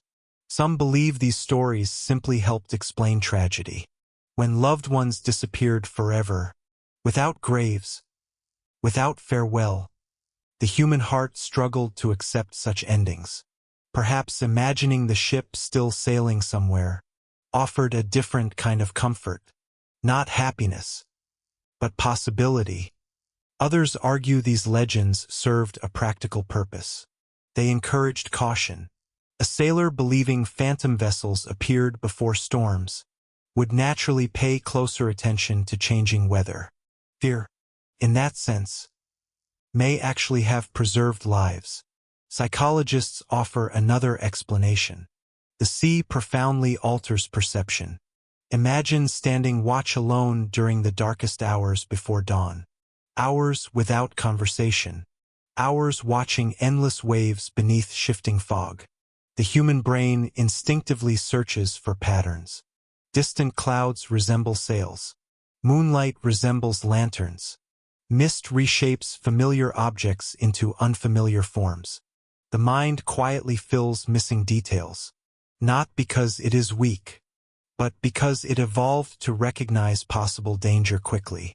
Sometimes, that remarkable ability creates certainty, where only uncertainty truly exists. Still, none of these explanations completely removes the mystery, because the stories endured far longer than simple mistakes should have survived. Generation after generation, experienced sailors repeated them, not merely frightened young deckhands, not merely storytellers, captains, navigators, naval officers, men whose survival depended upon observing the sea accurately. Most never insisted they had witnessed ghosts. They simply admitted that sometimes the ocean presented experiences they could not explain. Perhaps that honesty explains why ghost ships never disappear from maritime culture. Technology evolves. Ships become faster, safer, smarter. Yet the ocean remains astonishingly unchanged. Fog still hides the horizon. Storms still arrive unexpectedly. Ships still vanish beneath enormous waves. Families still wait ashore. Hope still battles uncertainty. And wherever uncertainty survives, legends quietly find room to breathe. Among all those stories, one vessel slowly rose above every other. One name became known across every ocean, the Flying Dutchman, not because she was necessarily the first ghost ship, but because she became the one the entire world remembered. Not every legend survives the centuries. Most slowly disappear. They fade with the people who once believed them. Stories change. Languages change. The world moves on. Yet somehow, the Flying Dutchman refused to fade. Instead, she left the sea and entered art. By the early 19th century, Europe had fallen in love with mystery. The Age of Reason had explained much of the natural world, but it had also awakened a deep longing for wonder. Writers searched for forgotten castles. Painters filled their canvases with ruined monasteries, moonlit forests, and lonely travelers. Composers sought stories filled with fate, longing, and impossible destinies. Few legends offered all of those things more perfectly than the Flying Dutchman. Among those captivated by the tale was a young German composer, Richard Wagner. Before he became one of history's greatest musical figures, Wagner himself experienced the sea's frightening power. In 1839, while traveling by ship toward England, his vessel became trapped in violent storms near the coast of Norway. For days, towering waves battered the ship. Passengers feared they might never reach land. During those terrifying hours, the old legend of the Flying Dutchman returned to Wagner's mind. The captain, condemned to sail forever, searching endlessly for peace. Years later, that terrifying voyage inspired one of the most influential operas ever written. The Flying Dutchman. Premiering in 1843, the opera transformed the old maritime legend into something deeply human. Wagner imagined the Dutchman, not merely as a cursed sailor, but as a tragic soul, a man desperate for redemption. According to Wagner's version, the captain receives permission to step ashore only once every 7 years. During that brief moment, he searches the world for one thing, someone capable of loving him faithfully enough to break the ancient curse. Without such love, he must return once more to the endless sea. 7 more years. Then another 7. Then another. Forever. The story became less about horror and more about loneliness. The greatest punishment was no longer endless sailing. It was endless isolation. Audiences across Europe embraced the opera. Its music captured everything sailors had long described. The roar of storms, the loneliness of open water, the terrible beauty of endless horizons. Even today, the overture begins with music that seems almost to breathe like the sea itself. Powerful, restless, unfinished. Painters soon followed. Across Europe, artists filled galleries with enormous canvases depicting the ghost ship.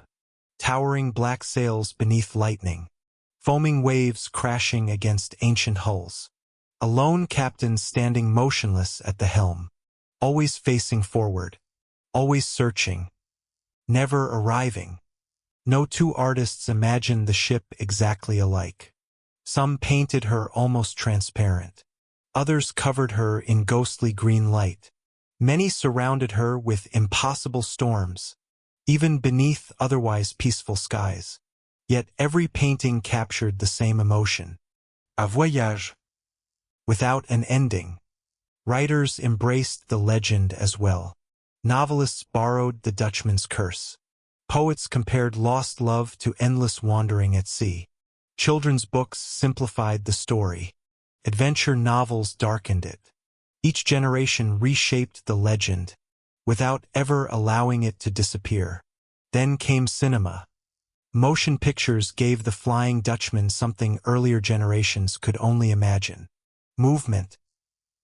Audiences no longer needed to picture towering waves. They watched them. Dark sails no longer existed only in paintings. They crossed enormous screens beneath thunder and lightning. Hollywood introduced the legend to millions who had never heard an old sailor's tale. Some films remained faithful to the traditional story. Others reinvented it entirely. Ghost captains became villains. Cursed crews became supernatural armies. Fantasy gradually replaced history. Yet beneath every adaptation, the original legend quietly survived. Even modern television, animation, and video games continue returning to the same mysterious ship. Because storytellers recognize something timeless hidden within her voyage. Every age understands the fear of becoming lost. Every generation understands longing for home. Every human heart understands the desire to finally rest after a long journey. The Flying Dutchman represents all of those things. She is not merely a haunted vessel. She is the fear that some journeys never truly end. Perhaps that explains why, 3 centuries after frightened sailors first whispered her name beneath storm-filled skies, she continues sailing through our imagination. Not because we still believe she waits beyond the fog, but because every generation discovers some version of the same endless voyage within themselves. Today, for millions of people around the world, the first image that comes to mind when they hear the words, the Flying Dutchman, is not an old Dutch merchant ship. It is something far more dramatic, a towering supernatural warship, commanded by the unforgettable Captain Davy Jones. With ghostly sailors fused into coral, sea creatures walking the deck, and impossible powers over the ocean itself. Few films have influenced the legend more than Disney's Pirates of the Caribbean. The movies introduced the Flying Dutchman to an entirely new generation. Many viewers assumed the ship had always belonged to Davy Jones. That had always been her story. But history tells something very different. Long before Hollywood imagined tentacled captains, the Flying Dutchman already possessed nearly 2 centuries of legend. In the oldest stories, there was no Davy Jones. No kraken. No kerst sea monsters. Only an ordinary Dutch East India Company vessel, and an extraordinary act of pride. The original captain remained unmistakably human. Hendrick van der Decken. Or whatever real sailor may have inspired that legendary name. His greatest enemy was not another pirate, not a sea monster, not an immortal curse created by magic. His greatest enemy was himself. His refusal to surrender, his determination to continue, long after wisdom demanded retreat. Hollywood changed that, because modern cinema thrives upon visual spectacle. Ancient sailing ships alone, no matter how mysterious, could not compete with supernatural battles beneath crashing waves. The filmmakers therefore reshaped the legend. The Flying Dutchman became something far larger, a vessel capable of diving beneath the sea, emerging without warning, commanding creatures from the deep. His crew no longer resembled exhausted sailors. They slowly transformed into the ocean itself, faces covered with barnacles, hands becoming claws, skin merging with coral, each man physically reflecting the endless years spent beneath the sea. It was unforgettable, beautiful, terrifying. But it belonged almost entirely to fiction. Even the famous captain changed dramatically. The legendary Dutch captain disappeared. In his place stood Davy Jones, an older figure borrowed from maritime folklore. Long before Disney, sailors already used the name Davy Jones, not as a specific person, but almost as a symbol. Davy Jones' locker meant the bottom of the sea, the final resting place of drowned sailors. Nobody agreed exactly who Davy Jones had originally been. Perhaps an old pirate, perhaps a devilish spirit, perhaps merely another legendary invention. The films combined these separate traditions into one unforgettable character. It was a brilliant creative decision, not historically accurate, but dramatically powerful. Interestingly, the movies preserved one important idea from the original legend. The Flying Dutchman still could not escape her fate. She remained trapped, still bound to an endless duty, still unable to choose her own future freely. Only the nature of the curse changed. Instead of sailing forever because of pride, she served an eternal supernatural purpose, transporting lost souls across the sea. The emotional heart remained surprisingly familiar. Endless service, endless isolation, endless longing. That connection explains why audiences accepted the new version so easily, because beneath all the fantasy, the emotional truth survived. Another fascinating difference involved appearance. The historical Flying Dutchman was usually imagined as an ordinary Dutch merchant vessel.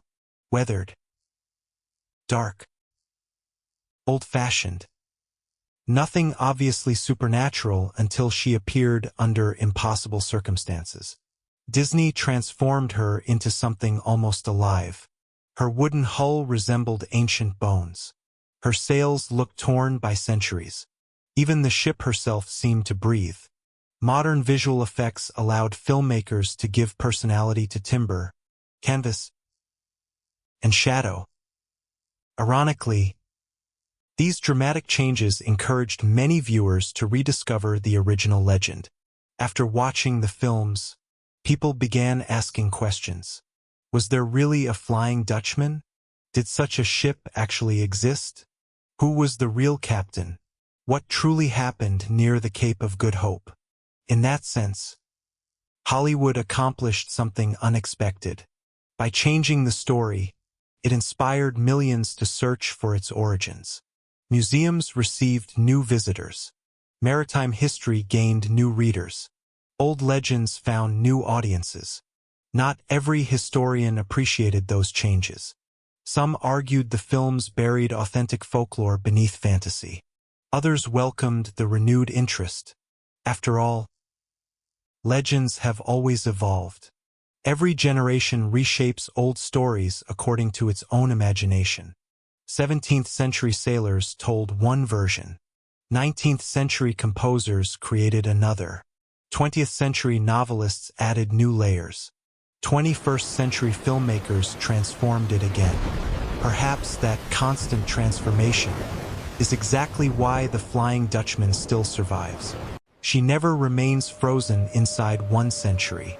She continues sailing, not only across oceans, but across human imagination itself, changing her course, while somehow remaining forever recognizable. Imagine. For just a moment, that the Flying Dutchman still sails today. Not 300 years ago, but tonight. Somewhere beyond the fog, somewhere upon the restless waters surrounding the Cape of Good Hope. Would we find her? Or would she still remain beyond human reach? Modern oceans are watched more closely than ever before. Thousands of satellites circle the Earth every single day. They observe storms, track ships, measure ocean temperatures, monitor changing currents. Even vessels far beyond the horizon regularly transmit their position through the Automatic Identification System, better known as AIS.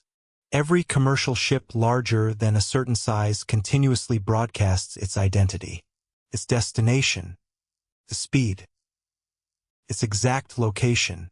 Around the world, millions of these signals are received every hour. To disappear completely today has become extraordinarily difficult. Coast guards monitor shipping lanes. Navies observe strategic waters.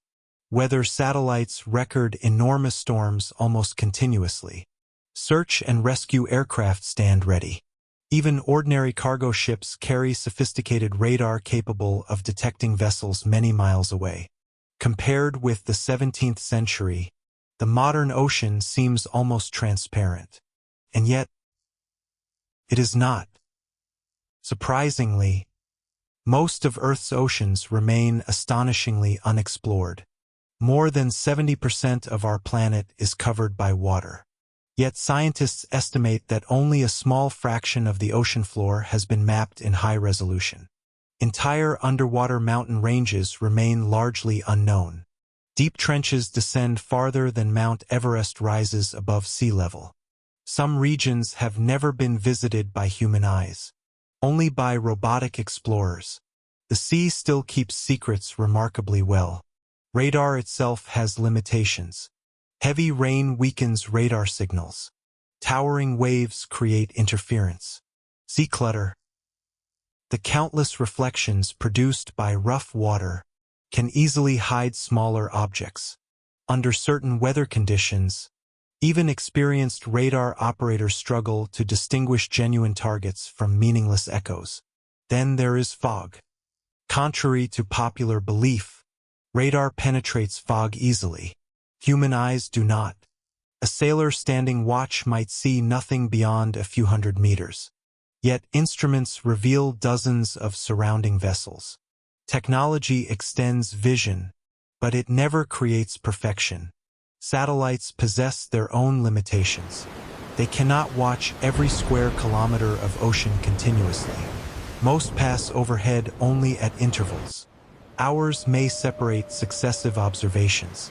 A ship moving through remote waters between those passes can remain temporarily unseen, not invisible, simply unobserved. The ocean is larger than most people truly imagine. Then comes sonar, perhaps the greatest tool ever developed for exploring the hidden world beneath the waves. Ships emit powerful sound pulses into the sea.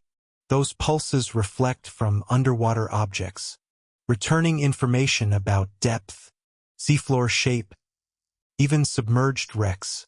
Thousands of historic shipwrecks have been discovered using sonar technology.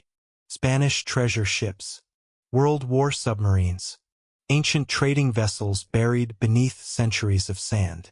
If the Flying Dutchman truly rested beneath the ocean floor, surely sonar would eventually reveal her, wouldn't it? Perhaps. Unless she never rested there at all. This possibility, though entirely legendary, remains strangely fascinating. The Flying Dutchman has never been described as an ordinary wreck. She is always moving, always sailing, always beyond reach. If the legend were somehow true, technology designed to locate stationary objects might prove almost meaningless. How does one track something that refuses to obey ordinary rules? Some sailors jokingly suggest the answer. If she wanted to be found, she already would have been. Even scientists occasionally admit something humbling. Technology reduces mystery. It does not eliminate it. Every year, researchers discover unknown underwater volcanoes, previously unmapped ecosystems, new species living in total darkness. The ocean continually reminds humanity that knowledge remains incomplete. Perhaps that explains why maritime legends endure even today. Not because modern sailors reject science, but because science itself teaches humility. Every answer creates new questions. Every discovery reveals another unexplored frontier. Standing upon the deck of a modern cargo ship, watching fog quietly erase the horizon, a captain may trust satellites, radar, electronic charts, and weather forecasts. He should. Those tools save countless lives. Yet, if an ancient three-masted vessel suddenly emerged from the mist, with black sails filled by a wind blowing the wrong direction, would every witness immediately dismiss what they had seen?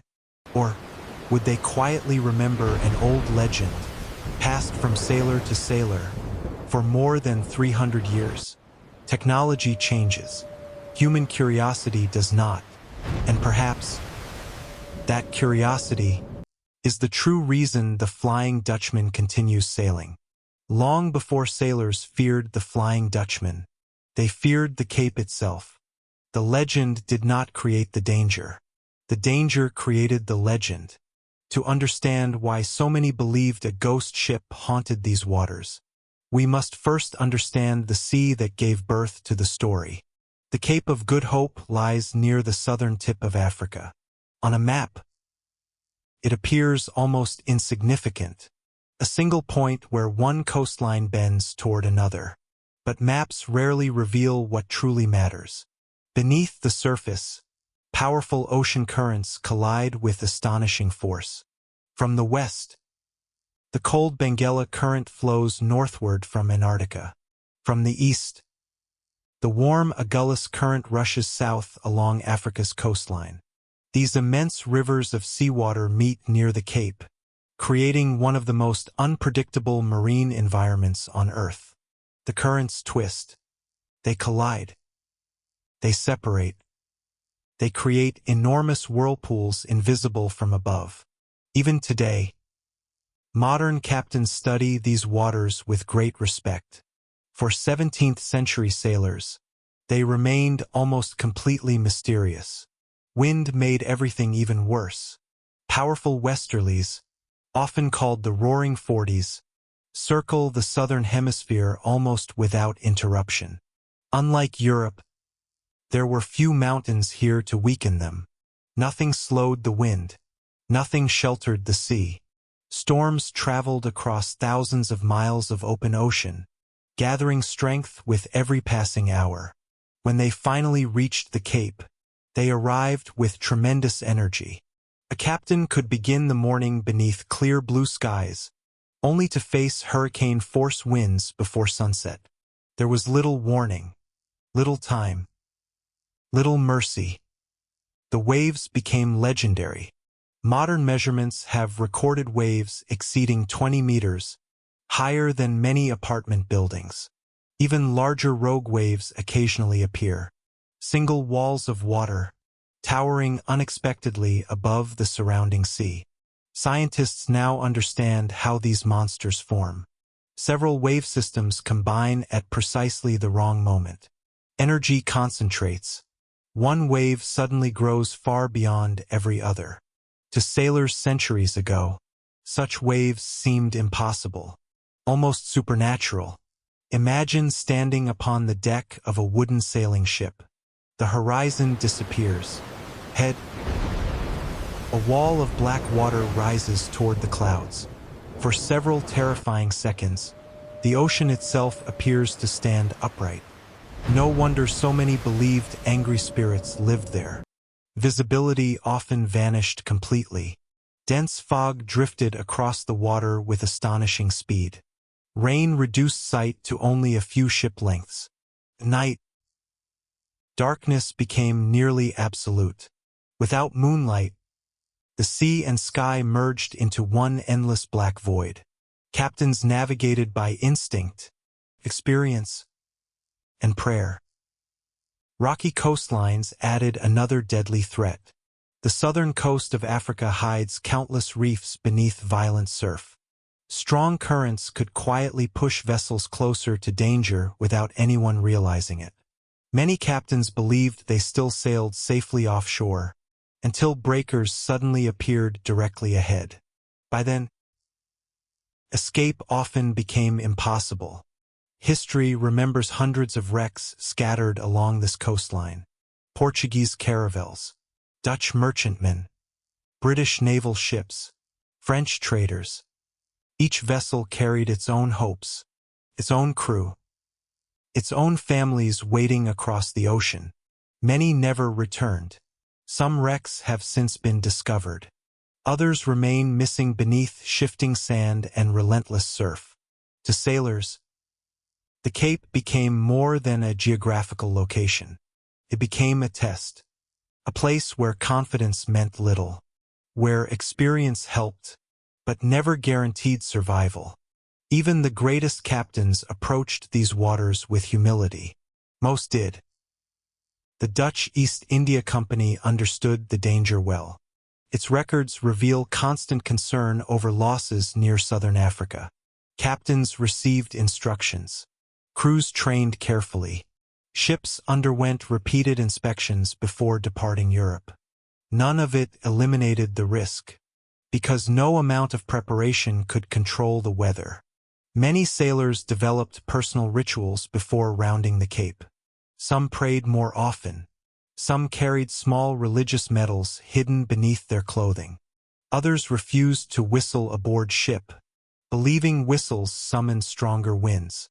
Many would not speak confidently about reaching the Indian Ocean until the Cape safely disappeared behind them. Superstition and survival became closely connected. Perhaps because, in places where control is limited, ritual offers comfort. Looking back today, it becomes easier to understand why the Flying Dutchman found her permanent home here. Not in calm tropical seas, not near peaceful harbors, but in one of the most dangerous stretches of water on Earth. A place where real ships disappeared, where real captains made impossible decisions, where nature itself often seemed almost supernatural. The Cape of Good Hope did not merely inspire fear. It earned it. And somewhere within those towering waves, reality and legend slowly became impossible to separate. Because when the sea is powerful enough, even ordinary history can begin to feel like myth. Perhaps the greatest mystery surrounding the Flying Dutchman never existed upon the sea at all. Perhaps it existed inside the human mind. Modern psychology has taught us something remarkable. The brain does not simply observe reality. It interprets it. Every sight, every sound, every shadow passes through the mind before becoming experience. Usually, that process works beautifully. It allows us to recognize danger almost instantly, to distinguish friend from stranger, to navigate an endlessly changing world. But under extreme conditions, the mind sometimes begins filling empty spaces with certainty, where certainty does not truly exist. Few environments test the human brain more severely than the open ocean. Imagine spending 4, 5, or 6 months at sea, every sunrise revealing the same horizon, every evening ending beneath the same stars. No cities, No forests. No familiar landmarks. only water. An endless blue world, stretching beyond every direction. Humans did not evolve for such isolation. Our ancestors lived surrounded by forests, mountains, Village. and constantly changing landscapes. The ocean removes almost all of those familiar reference points. Days blend together. Weeks become difficult to distinguish. Time itself begins losing its ordinary rhythm. Sleep rarely remains normal aboard a sailing ship. Night watches divided every evening into short rotations. A sailor might sleep only a few hours before being awakened by changing weather, sail adjustments, or emergency repairs. Storms often kept entire crews awake for days. Exhaustion accumulated quietly. Modern neuroscience has repeatedly demonstrated what happens when people lose sufficient sleep. The brain becomes less efficient. Reaction times slow. Memory weakens. Most surprisingly, visual perception becomes increasingly unreliable. Tiny movements appear larger. Distant shapes become easier to misinterpret. Ordinary shadows seem strangely alive. Even healthy people occasionally experience brief visual illusions after prolonged exhaustion. Not because they are imagining things, but because tired brains work differently. The sea adds another challenge: monotony. Researchers studying isolated environments, including polar expeditions, submarines, and even astronauts, have discovered something fascinating. The human mind naturally searches for novelty. When the environment offers very little, the brain sometimes creates patterns where none actually exist. A distant cloud briefly resembles a ship. A wave resembles a moving figure. Mist appears almost human. Usually, these impressions disappear within seconds. But when fear already exists, the mind often accepts its first interpretation. Especially during dangerous situations. Fear itself transforms perception. Scientists call this expectation bias. When people expect danger, they notice anything that appears to confirm it. A sailor already familiar with stories of ghost ships might interpret unusual lights differently than someone hearing the legend for the first time. Neither person is dishonest. Both genuinely report what they believe they observed. Their expectations simply shape interpretation. Weather contributes its own illusions. Heavy fog softens outlines. Moonlight removes color. Lightning freezes moving scenes into brief snapshots. A distant vessel illuminated for only a fraction of a second can appear completely different from reality. The next flash arrives, and nothing remains visible. Memory quietly fills the missing moments. Not intentionally, automatically. Sound behaves strangely over water as well. Voices travel farther than expected. Ship bells echo unpredictably. Wind changes direction without warning.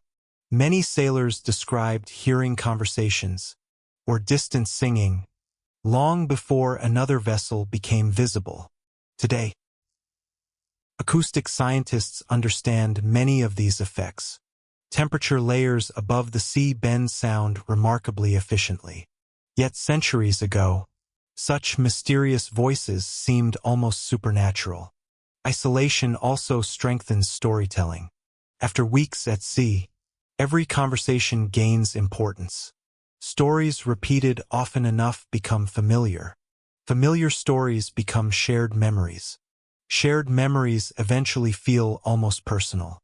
A young sailor hearing the Flying Dutchman legend every night might one day sincerely believe he recognized her silhouette through fog. Not because anyone deceived him, but because the story had quietly become part of the way he understood the ocean. Psychologists call this collective expectation. Communities often perceive extraordinary events through shared cultural experience. Mariners possess one of the oldest professional cultures on Earth. Their traditions pass carefully from generation to generation. Warnings, customs, legends, practical knowledge, all become woven together.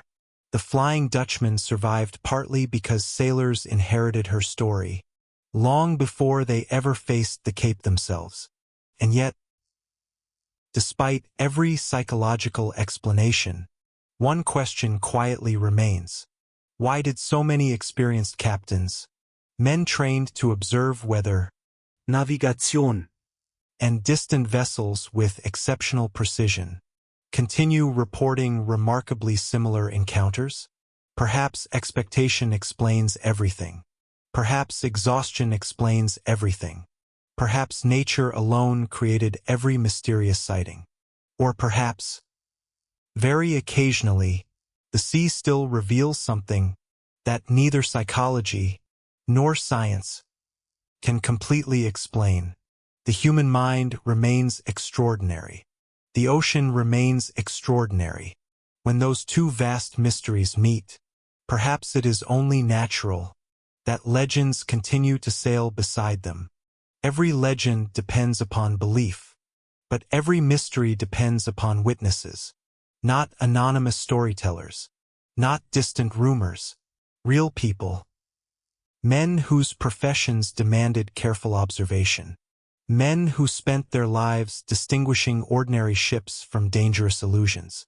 If such sailors claimed they had seen something impossible, should their words be dismissed immediately? Or should they be remembered, even if they cannot be fully explained? Throughout the 19th century, maritime journals quietly collected unusual reports from around the world. Most never reached newspapers. Many remained buried inside private logbooks. Others survived only because fellow officers later repeated them. One merchant captain described sailing through calm seas shortly after midnight. The moon hung low above the horizon. Visibility remained excellent. Far ahead, he noticed a fully rigged sailing ship moving directly across his course. The sails appeared strangely pale, almost glowing beneath the moonlight. He ordered a course adjustment. Moments later, The vessel simply disappeared. Not hidden by fog. Not lost behind waves. Gone. His officers searched every direction. Nothing remained. The captain later wrote only one sentence inside his private notebook. I cannot account for what we observed.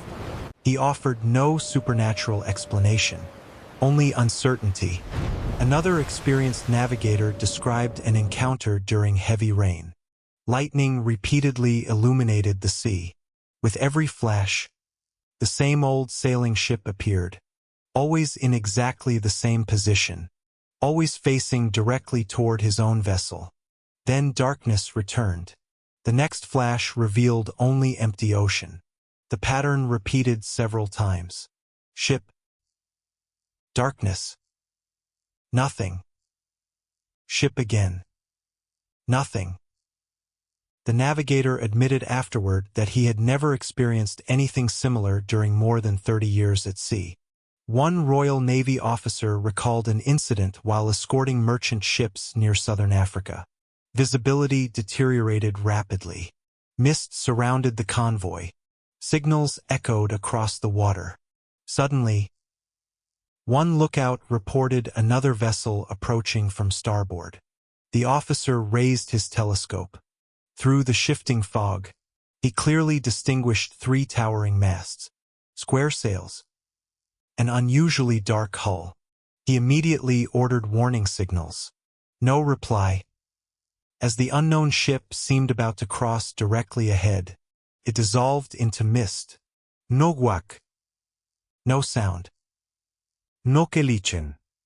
When visibility improved minutes later, the surrounding sea remained completely empty. The officer later confessed something unusual. He had never believed ghost stories. He still did not. Yet he also admitted he had no explanation.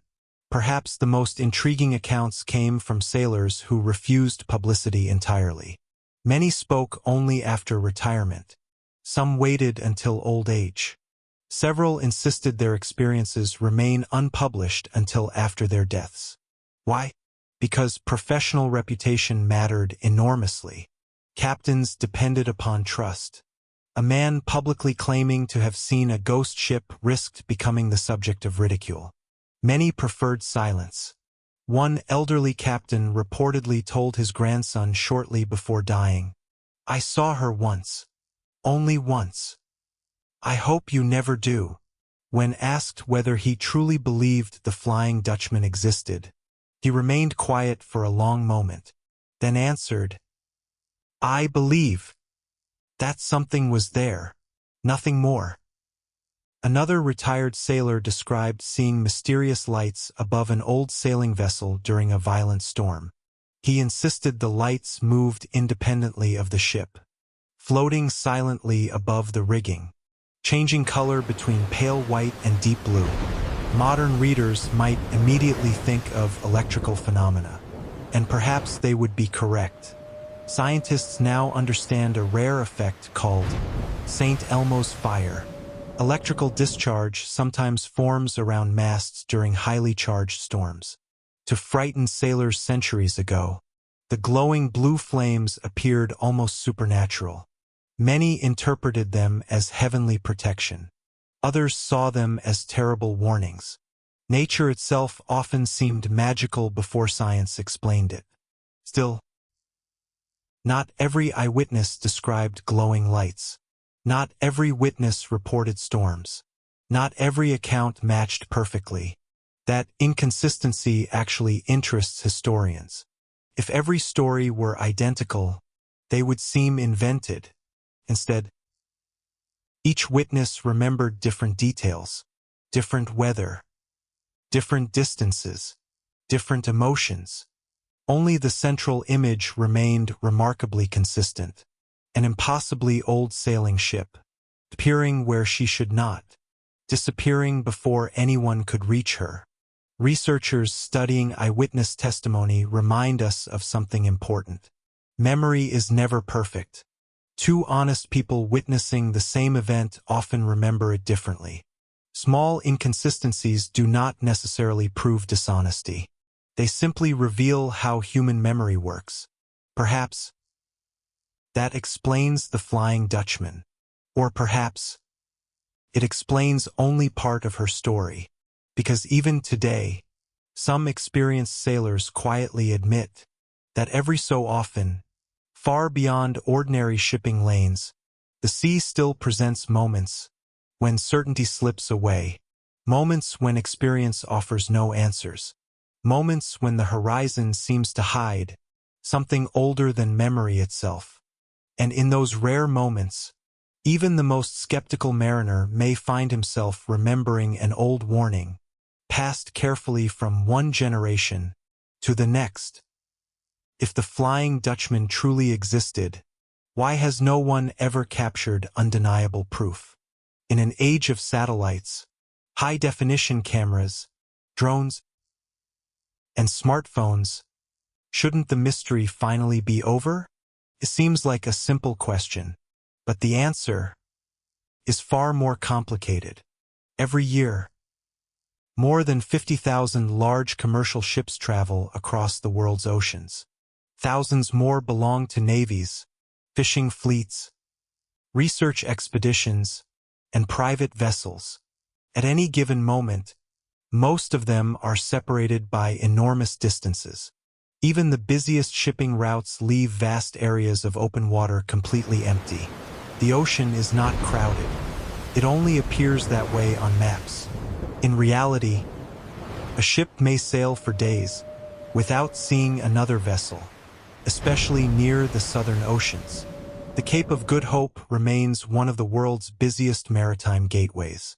Yet even there, storms frequently reduce visibility to almost nothing. Dense fog. Driving rain, towering waves, conditions where even modern cameras struggle. Electronic equipment performs far better than the human eye. But technology has limits. Heavy rain scatters light. Salt spray cuts camera lenses. Violent motion blurs every image.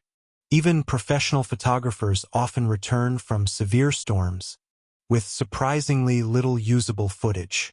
Now imagine attempting to photograph a mysterious vessel that appears for only seconds, at great distance, during the worst weather imaginable. The challenge becomes obvious. Then there is human behavior. When people encounter something completely unexpected, their first instinct is rarely to record it. They stare. They hesitate. They try to understand what they are seeing. Only afterward, they reach for a camera. By then, the moment may already be gone. Psychologists call this the surprise effect. Extraordinary events often unfold faster than human reaction. Even today, many remarkable natural phenomena go unrecorded simply because witnesses spend precious seconds trying to comprehend them. The ocean creates another obstacle: distance. Without familiar objects nearby, estimating size becomes almost impossible. A small fishing boat close to the observer can resemble a much larger vessel farther away. Likewise, an enormous cargo ship near the horizon may appear strangely small. Perspective over open water often deceives even experienced observers. Several modern photographs occasionally circulate online, claiming to show the Flying Dutchman. Most dissolve under careful examination. Some depict ordinary sailing ships photographed beneath unusual lighting. Others show digital manipulation. A few capture spectacular Fata Morgana mirages. Beautiful, authentic, but entirely natural. None has convinced maritime historians. None has convinced scientists. And perhaps most importantly, none has convinced experienced sailors. Because genuine mysteries rarely announce themselves so clearly. Modern radar records every large target nearby. AIS identifies commercial vessels. Satellite imagery archives enormous portions of Earth's surface. Yet researchers continue finding occasional anomalies. Brief, unidentified echoes. Unexpected light sources. Objects reported visually, but missing electronically. Nearly every case eventually receives an ordinary explanation.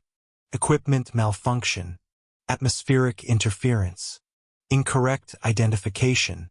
Almost every case. Not every case. Those few remaining questions, though probably innocent, Continue feeding maritime folklore.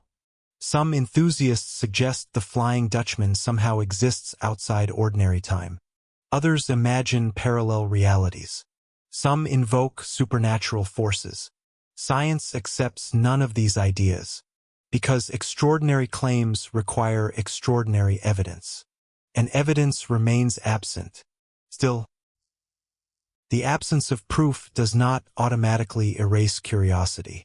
After all, history contains many examples of mysteries eventually solved decades, or even centuries, after they first appeared. Entire civilizations once considered mythical were later excavated. Shipwrecks thought forever lost eventually emerged beneath the sea. Science advances by questioning, not by assuming. Perhaps the Flying Dutchman will someday receive a complete explanation. Perhaps one extraordinary optical phenomenon, combined with centuries of storytelling, created the world's greatest maritime legend. Or perhaps the legend will simply continue, not because evidence demands belief, but because mystery itself possesses remarkable endurance. There will always be another sailor watching the horizon, another captain steering through fog, another lonely night crossing the waters near the Cape. And somewhere, whenever visibility begins to fade, someone will quietly remember the old warning. Keep your course.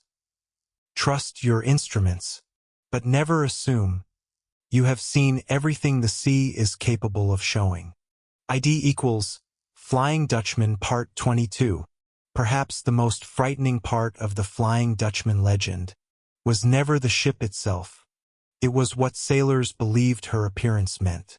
To see the Flying Dutchman was not simply to witness something impossible. It was to receive a warning that death was already approaching. For centuries, sailors lived with an uncomfortable reality. The ocean rarely killed dramatically. Most of the time, killed quietly. A sailor slipped from wet timber. A rope snapped. A mast collapsed. A sudden wave swept across the deck. One moment, a man was standing beside his companions. The next, he was gone. There was no time for farewell. No grave. Sometimes, not even a body. That uncertainty created powerful beliefs. If a mysterious ship appeared before disaster, then the ship became the explanation, the omen, the messenger, the warning that something terrible was coming. Stories began spreading among crews that anyone who saw the Flying Dutchman should immediately change course. Others believed the opposite. They said the ghost ship could not be avoided. Once she appeared, fate had already chosen its victim. These beliefs varied from sailor to sailor, but one idea remained remarkably consistent. The Flying Dutchman did not bring good news. Her appearance meant something was wrong. Perhaps a storm was approaching. Perhaps the ship carrying the witness was already doomed. Or perhaps the ghostly vessel represented death itself. The superstition became particularly powerful around the Cape of Good Hope. The region already possessed a reputation for sudden disaster. A ship might disappear beneath enormous waves. Then another vessel would arrive days later and report having seen something strange shortly before the disappearance. The sequence was enough to create a connection. First, the ghost ship. Then, the disaster. Eventually, the story became almost impossible to separate from reality. A sailor who survived a terrible storm might later remember seeing an unusual ship beforehand. A sailor who did not survive could never contradict the story. That created an interesting problem. The witnesses who could challenge the legend were sometimes the very people who never returned. Every unexplained disappearance, therefore, became another piece of evidence. At least, to those who already believed. This is one reason legends can become stronger over time. Evidence that contradicts the story disappears quietly. Evidence that seems to confirm it gets repeated again and again, until coincidence begins to look like destiny. There were also stories of entire crews refusing to continue a voyage after seeing a mysterious vessel. Some captains reportedly ordered extra prayers. Others changed course. Some reduced sail immediately, even when weather appeared perfectly safe. The Flying Dutchman had become more than a ship. She had become a psychological trigger. A single silhouette could change the behavior of an entire crew. Fear spread quickly aboard sailing ships. One man shouted, another turned. A third reached for a religious charm. Within seconds, an entire deck might believe something supernatural had appeared, and fear itself could become dangerous. A frightened crew made mistakes. Ropes were handled incorrectly. Commands were misunderstood. Helmsmen reacted too quickly. Sails were shortened at the wrong moment. In rough seas, a moment of panic could kill. In that strange way, the Flying Dutchman legend may have created some of the very dangers associated with her. But there is another side to the story. Not every sailor feared her. Some saw the ghost ship as a warning, and therefore a chance to survive. If the mysterious vessel appeared before a storm, perhaps sailors who believed the story became more cautious. They secured cargo, checked the rigging, reduced sail, prepared lifeboats, watched the weather more carefully. A superstition could therefore become a survival strategy. The same legend that terrified sailors may occasionally have saved them. That contradiction is one of the most fascinating parts of maritime folklore. Fear can destroy judgment, but fear can also sharpen attention. The difference depends upon how it is understood. For centuries, the Flying Dutchman occupied that strange space between the two, a terrifying omen and a warning, a ghost and a guide, a symbol of death, and perhaps a reminder to respect the sea. Even today, people sometimes use the phrase Flying Dutchman to describe an impossible sight at sea. A ship appearing where it should not be. A vessel seemingly sailing against the wind. Something familiar, made suddenly strange by distance and weather. The phrase survived because the original fear survived. The fear that somewhere beyond the horizon, the ocean might show you something you were never meant to see. And perhaps the oldest sailors understood this better than anyone. They never needed to know whether the Flying Dutchman was real. They only needed to remember what she represented. The sea is beautiful. The sea is powerful. And the sea always has the final word. ID equals Flying Dutchman Part 23. For generations, the Flying Dutchman had been a warning. But every warning eventually raises another question. If the ship was cursed, what exactly was she cursed to do? Was she condemned simply to sail forever? Or was there something more specific, something darker, waiting at the end of every voyage? Different versions of the legend offered different answers. Some said the captain had challenged God. Others claimed he had cursed the heavens themselves. Another tradition suggested that he had murdered someone aboard his ship. And some versions, much darker than the others, claimed that the captain had made a bargain with the devil.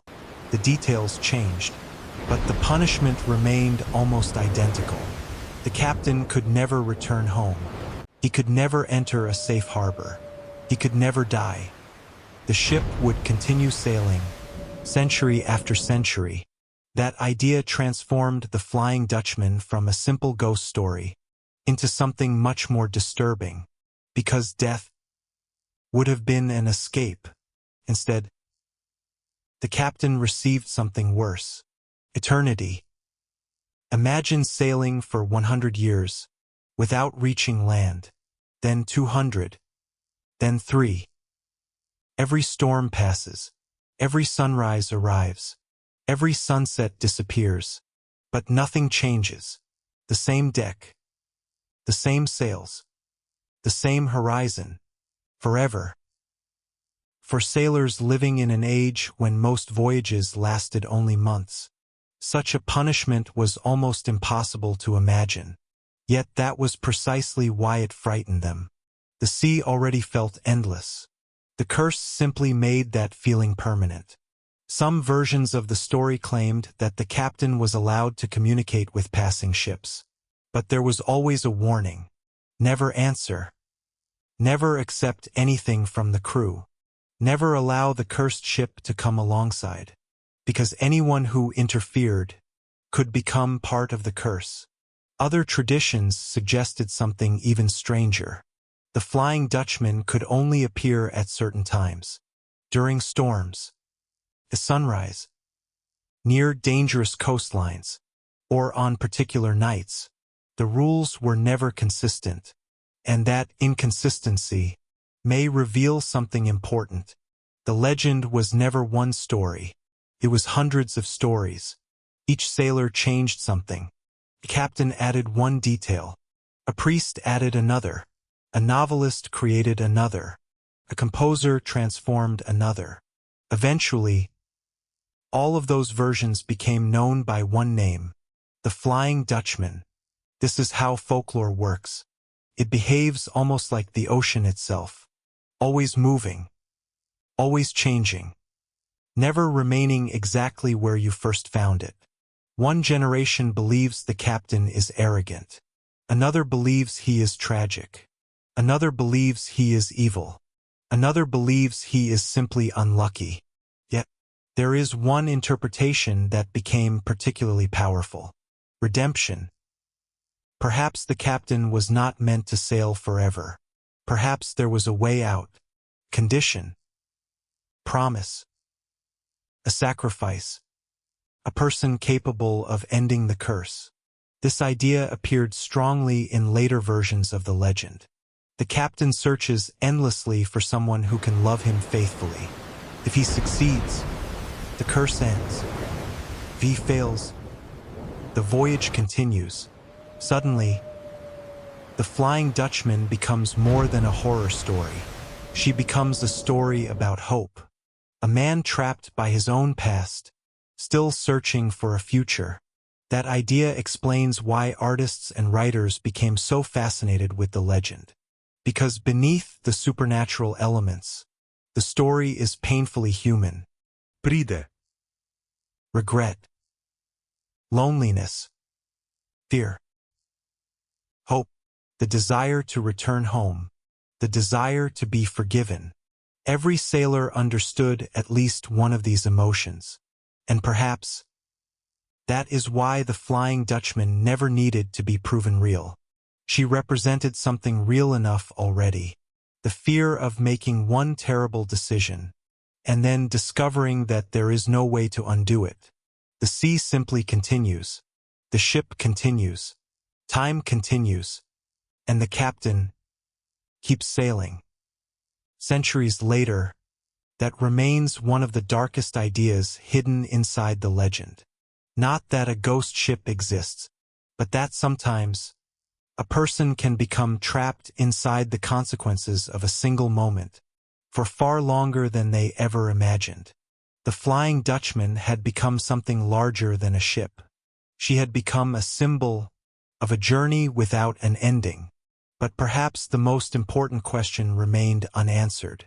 What happens when the world stops believing? By the 20th century, modern science had begun explaining many of the phenomena that once terrified sailors.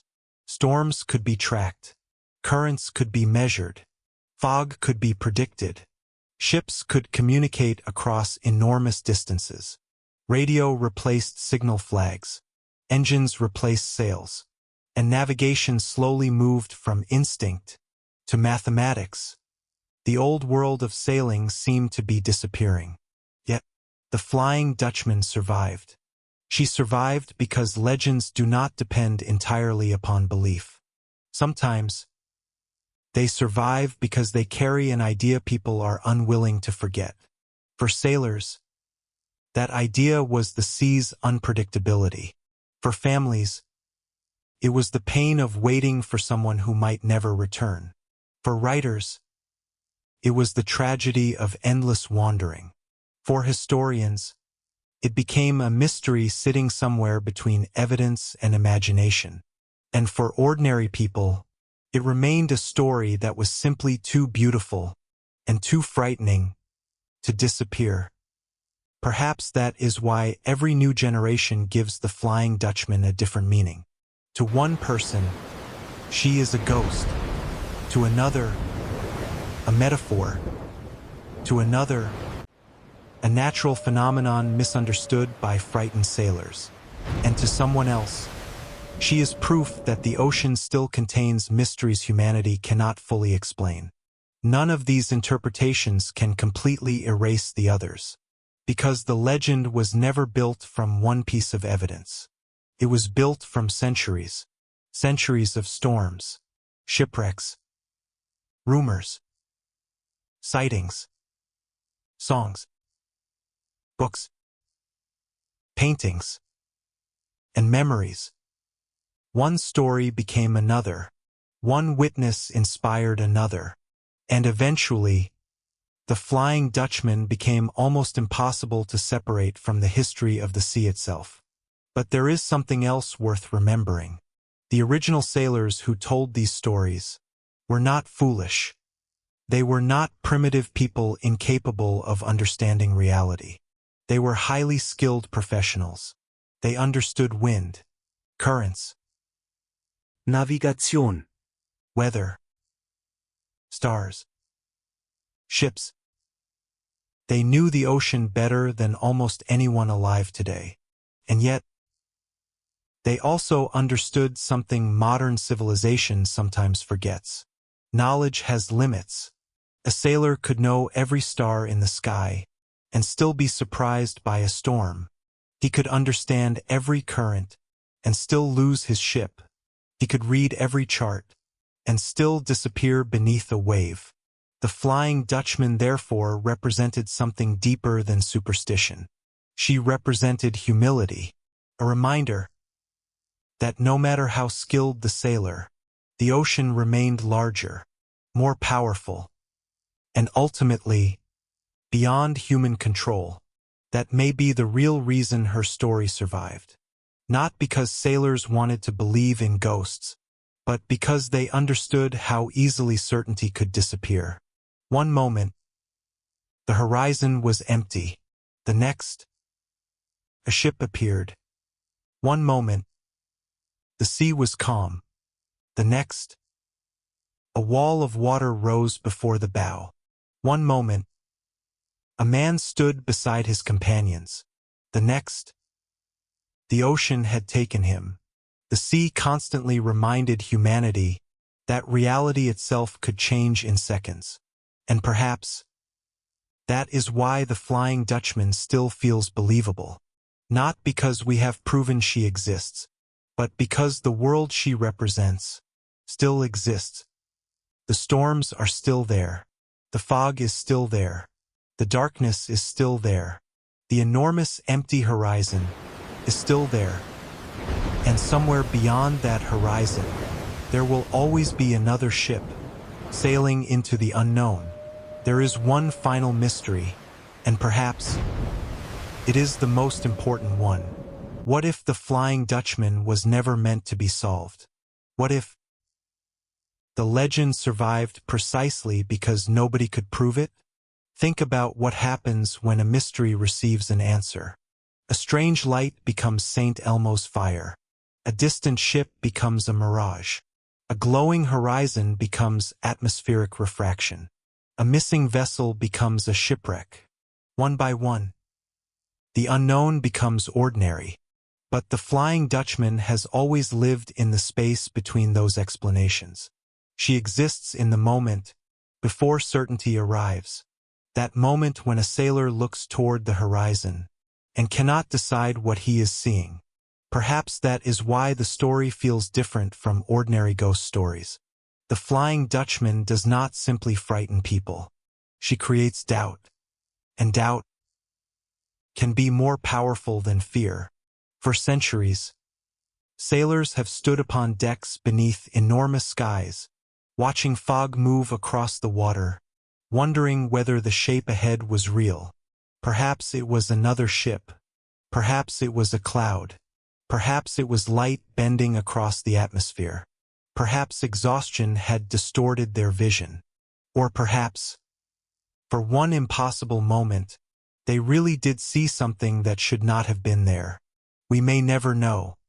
And perhaps That uncertainty is the greatest part of the legend, because the ocean itself is full of unanswered questions. How many ships remain undiscovered beneath its surface? How many stories disappeared when their witnesses disappeared? How many strange lights were seen only once and never recorded? How many sailors witnessed something extraordinary, then decided that nobody would believe them? History can preserve documents, but it cannot preserve every experience. Some memories disappear with the people who carried them. Some stories survive only because someone happened to tell another person. And some survive for centuries. The Flying Dutchman belongs to that last category. She survived wars, empires, revolutions, industrialization, steamships, radio, radar, satellites, and the modern age. The technology changed completely. The story remained. Perhaps someday, an oceanographer will discover the exact atmospheric conditions responsible for the earliest sightings. Perhaps historians will identify the real captain who inspired Hendrick van der Decken. Perhaps an ancient shipwreck will finally reveal the truth. Or perhaps nothing will ever be found. No captain. No kerstbesen. No final answer. Only stories, passed from one generation to another, as sailors have done for hundreds of years. And if that happens, the Flying Dutchman will not have failed. She will have won. Because her greatest power was never supernatural. It was memory. As long as someone remembers the story, the ship continues to sail, not across the ocean, but across time. And somewhere, on a dark night, when the wind begins to rise, when fog settles across the waves, when the horizon disappears, a sailor may still look into the darkness and wonder whether the ancient ship is out there, still sailing, still searching, still waiting for a harbor she can never reach. The legend should have ended long ago. The age of wooden ships was gone. The great sailing routes had changed. Steam engines had conquered the oceans. Then came radio, radar, satellites, global navigation, and yet the Flying Dutchman remained. Perhaps the strangest thing about her survival is that the modern world never truly destroyed the mystery. It simply changed the way people experienced it. A sailor no longer needed to depend entirely upon stars. He could check his position electronically. A captain no longer had to guess where another vessel might be. Radar could reveal it. A ship no longer needed to disappear for months without anyone knowing. Its radio could report its position within seconds. And still, the ocean remained capable of producing moments that felt impossible. One reason was simple. Technology could measure the ocean, but it could not make the ocean small. Even with satellites watching from space, the sea remained enormous. Storm systems could cover hundreds of thousands of square kilometers. Fog could erase the horizon. Waves could hide entire ships between crests. And beneath the surface, a completely different world continued to exist. Perhaps that is why modern sailors still respect old maritime superstitions. Not necessarily because they believe every story, but because they understand the emotion behind them. A superstition is often an ancient warning, wrapped inside a story. Do not ignore the weather. Do not become overconfident. Do not underestimate the sea. Do not assume that because something looks calm, it is safe. The Flying Dutchman may therefore have survived because her message remains useful. The details may be fictional. The lesson is not. Overconfidence has destroyed ships. Ignoring weather has killed sailors. Poor navigation has turned ordinary voyages into disasters. And pride has always been dangerous at sea. That brings us back to the captain at the heart of the legend. Hendrick van der Decken. Whether he truly existed exactly as described, we may never know. But the character represents a very real type of sailor. The captain who refuses to turn back. The commander who believes determination is stronger than nature. The man who sees retreat as weakness, even when survival demands it. That character has existed throughout maritime history, and perhaps the legend transformed one of them into something immortal. A warning that could never die, because every generation produces its own version of the same mistake. Someone believes they are stronger than the circumstances surrounding them. Someone ignores the warning signs.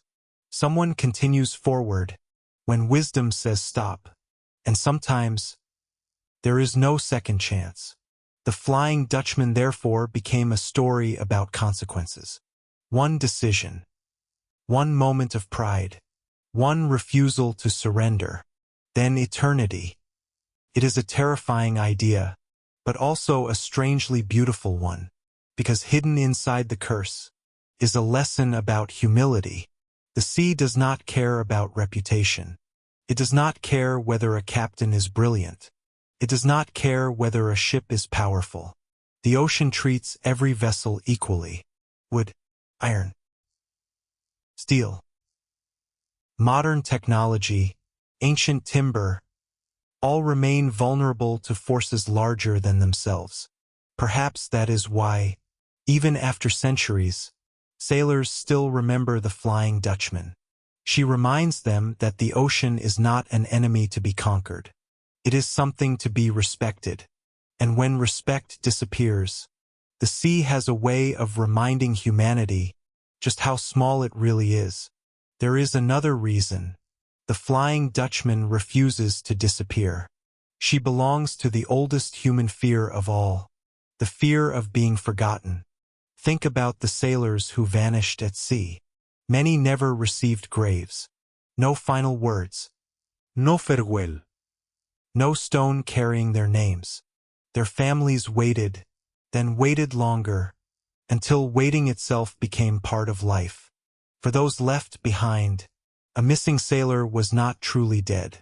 There was always a tiny possibility that somewhere beyond the horizon, he was still alive, still sailing, still trying to return. Perhaps the Flying Dutchman gave that impossible hope a shape. A ship that could never come home, but could never completely disappear. Her crew became the forgotten, the lost, the people whose journeys had no final chapter. And that idea appears again and again in maritime history. A vessel disappears. Years pass. Then another ship reports seeing something resembling it. The story spreads. Someone remembers the name. Someone else adds a detail. Eventually, the missing ship becomes a ghost. The transformation can happen surprisingly quickly. A historical event becomes a rumor. The rumor becomes a story. The story becomes a legend. And the legend becomes history itself.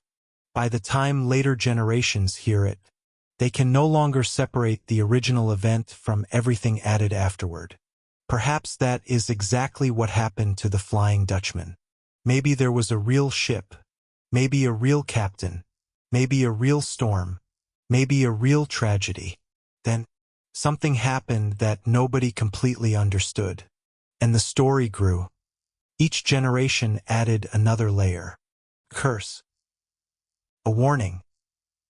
A supernatural crew. A ghostly light. A mystérieuse apparition. Promise of redemption, until the original event disappeared beneath centuries of storytelling. But perhaps that does not make the legend meaningless. Quite the opposite. It makes the story a kind of historical fossil, a record of what frightened people, what they hoped for, and what they could not explain.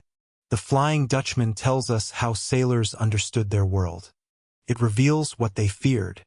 It reveals what they respected.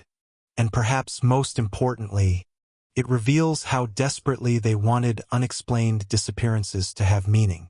Because the alternative, was simply loss. A ship vanished, and nobody knew why. A sailor disappeared, and nobody knew where. Family waited, and nobody could tell them whether to keep hoping. The ghost ship provided an answer. Not a scientific answer, but an emotional one. The missing were still somewhere, still moving, still remembered, still part of the ocean. That may be why the legend became so powerful. Because ghosts are not always stories about the dead. Sometimes, they are stories about the living and their refusal to forget. The Flying Dutchman therefore became a monument without stone, a memorial that could move, a ship carrying the memory of people who never came home. And perhaps, every time someone tells the story, another forgotten sailor is remembered for a few more minutes.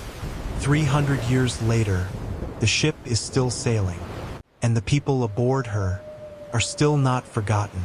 There is something strangely beautiful about the Flying Dutchman. She is terrifying, but she is also lonely. Perhaps that is why artists have never been able to leave her alone. For centuries, they kept returning to the same image. A ship beneath a dark sky, a distant light, an endless horizon, and one tiny figure, standing alone upon the deck. The image works because almost everyone understands loneliness. You do not need to be a sailor. You do not need to believe in ghosts. You only need to understand what it means to be somewhere you cannot leave. That is the heart of the curse. The captain is not simply trapped upon a ship. He is trapped inside a journey. There is no destination. No arrival. No final harbor. Every voyage normally has 3 parts: departure, journey, return. The Flying Dutchman has only one: journey. Forever. That simple idea transformed the legend into something much deeper than maritime folklore. It became a metaphor for people who cannot escape their past. For people who continue moving, yet never truly arrive. For people searching for something they may never find.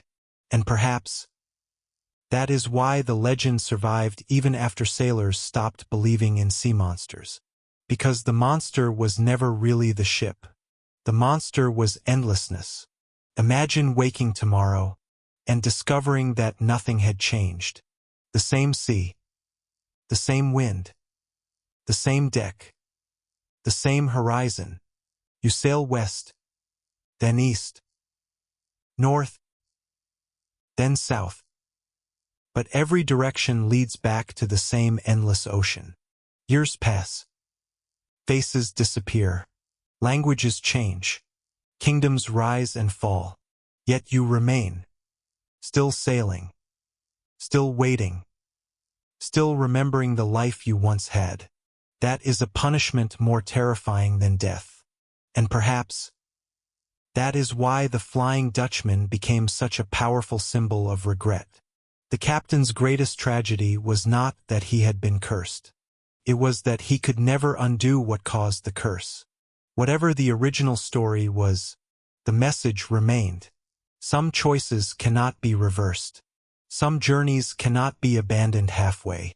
And some consequences follow people far beyond the moment that created them. The sea became the perfect setting for such a story, because the ocean has no walls. No borders. No abyssendi. A prisoner on land can see the bars. A prisoner at sea sees only freedom, and yet cannot reach it. Every horizon appears open. Every direction appears possible. But the curse makes every direction meaningless. That contradiction is what makes the Flying Dutchman so haunting. She has unlimited space and absolutely no freedom. For 3 centuries, that image has remained almost unchanged. A ship with nowhere to go. A captain with nowhere to return. A crew with no home. And an ocean that never ends. Perhaps that is why even people who do not believe in ghosts still feel something when they hear her name. because somewhere inside the legend, we recognize ourselves. We all have journeys we cannot repeat, mistakes we cannot undo, places we can never return to, people we wish we could see again, and memories that continue sailing through our minds, long after the moment itself has disappeared. The Flying Dutchman simply gives that feeling. A ship, captain, and an endless sea. There is one final question, perhaps the question that has followed the Flying Dutchman longer than any other. Will she ever stop sailing? According to the oldest versions of the legend, no.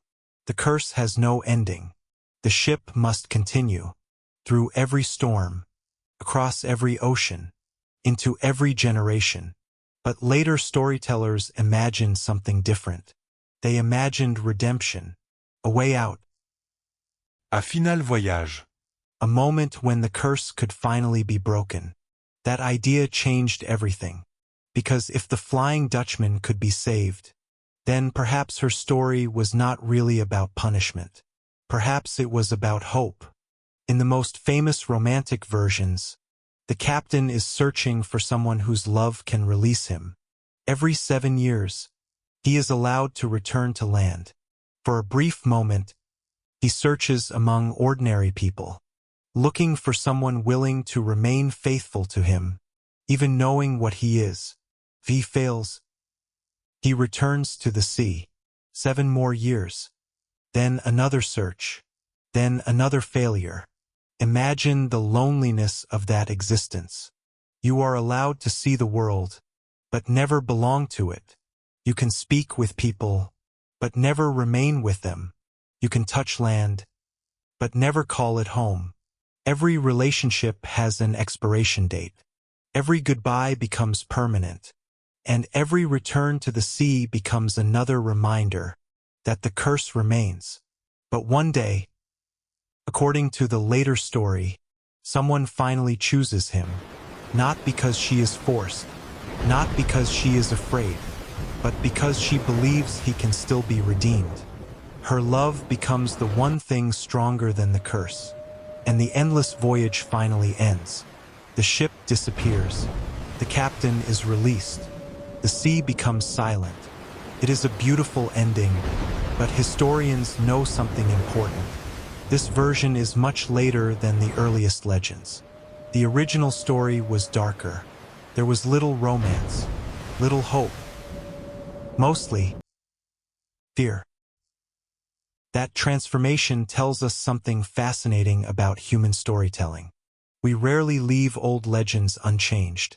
We reshape them according to what we need. An older generation may need a warning. A later generation may need hope. Another may need tragedy. Another may need entertainment. The Flying Dutchman survived because she could become all of these things. A warning to sailors. A ghost story for children. A symbol for artists. A tragedy for composers.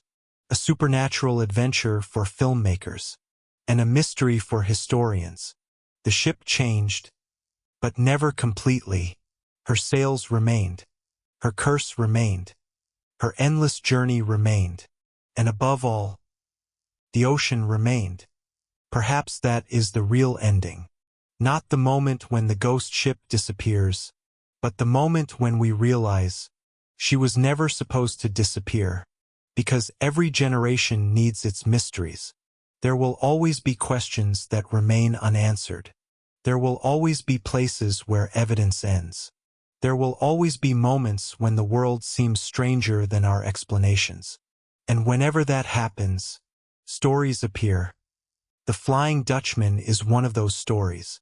A ship born somewhere between history and imagination, carried forward by fear, strengthened by repetition, and preserved by human curiosity. 300 years ago, sailors whispered her name beside the Cape of Good Hope. Today, people still search for her online. They still make films about her, still paint her, still write about her, still ask, was she real? Maybe someday, someone will discover the final piece of evidence. Or maybe there was never a final piece. Maybe the mystery itself was always the destination. And if that is true, then the Flying Dutchman has already completed her voyage.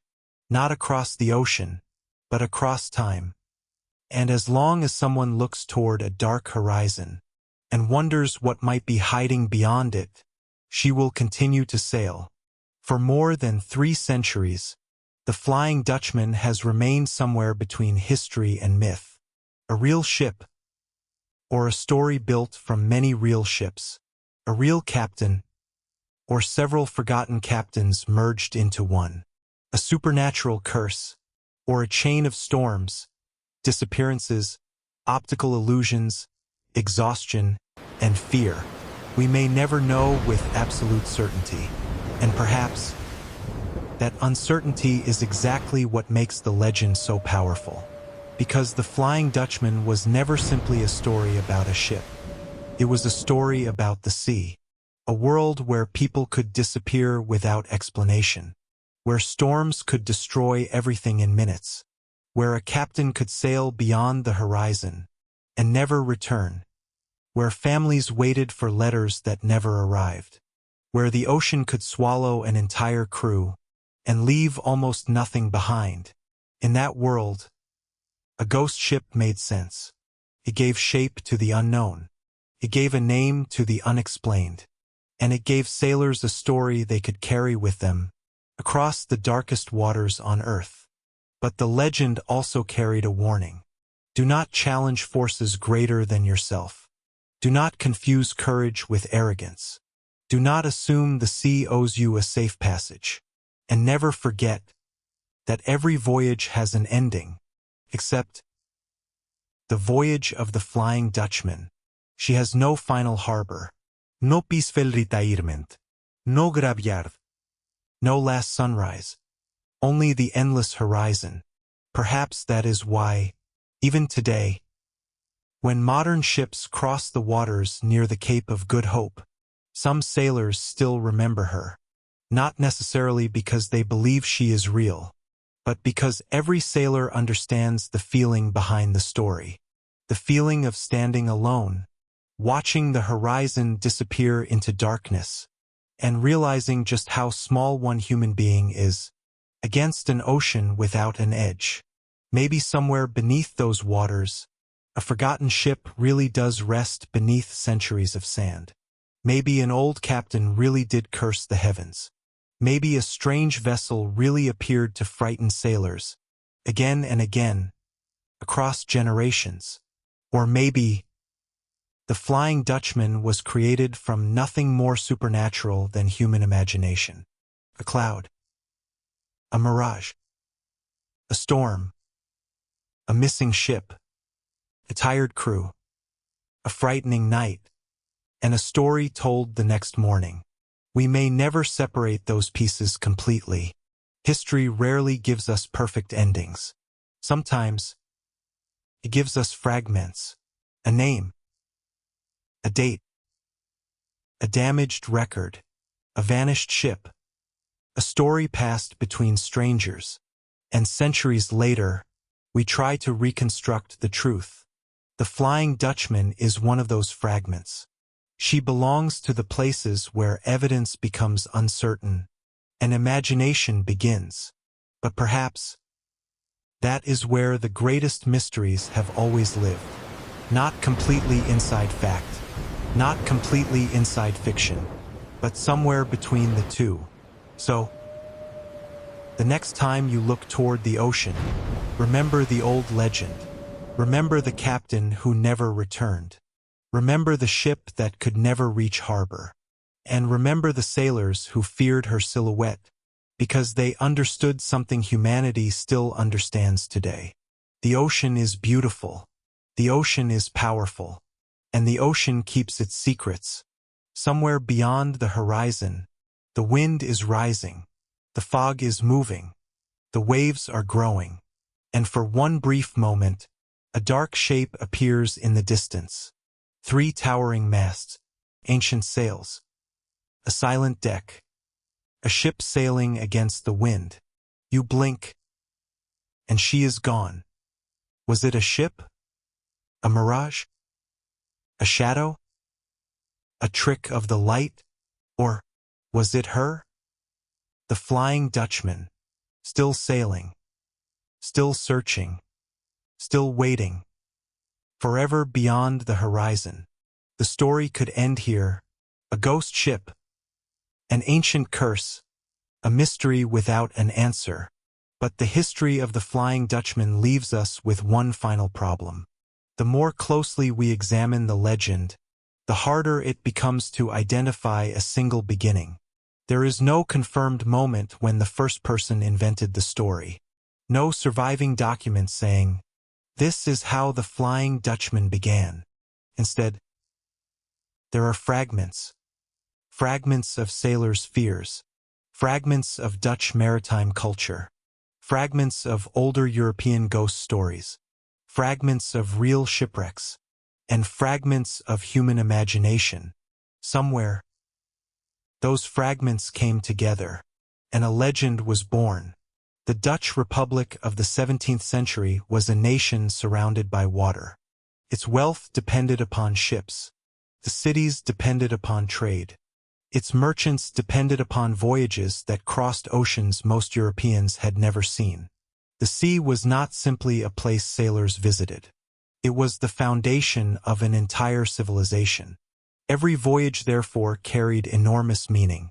A ship leaving Amsterdam was carrying more than cargo, carried investments, letters, news, dreams, families' futures, and hundreds of human lives.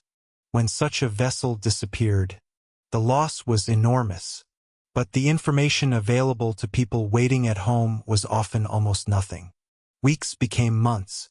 Months became years. Eventually, silence became the only answer. That silence created space for stories. Perhaps the missing ship had sunk. Perhaps pirates had attacked. Perhaps disease had destroyed the crew. Perhaps the vessel had been pushed far off course. Or perhaps someone had seen her, still sailing, still alive. That possibility was irresistible.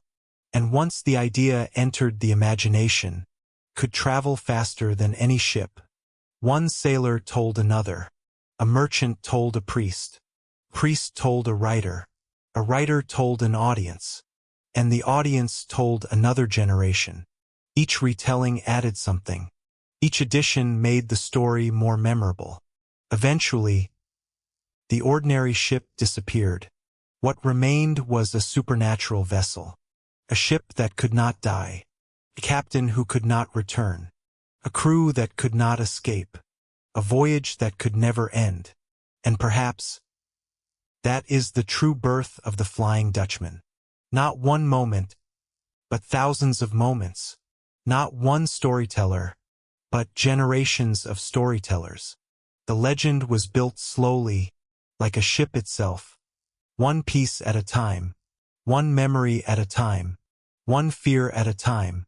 And once the vessel was complete, she began her longest voyage. Not across the Atlantic. Not around the Cape. But through human history. That voyage continues even now. And perhaps it always will.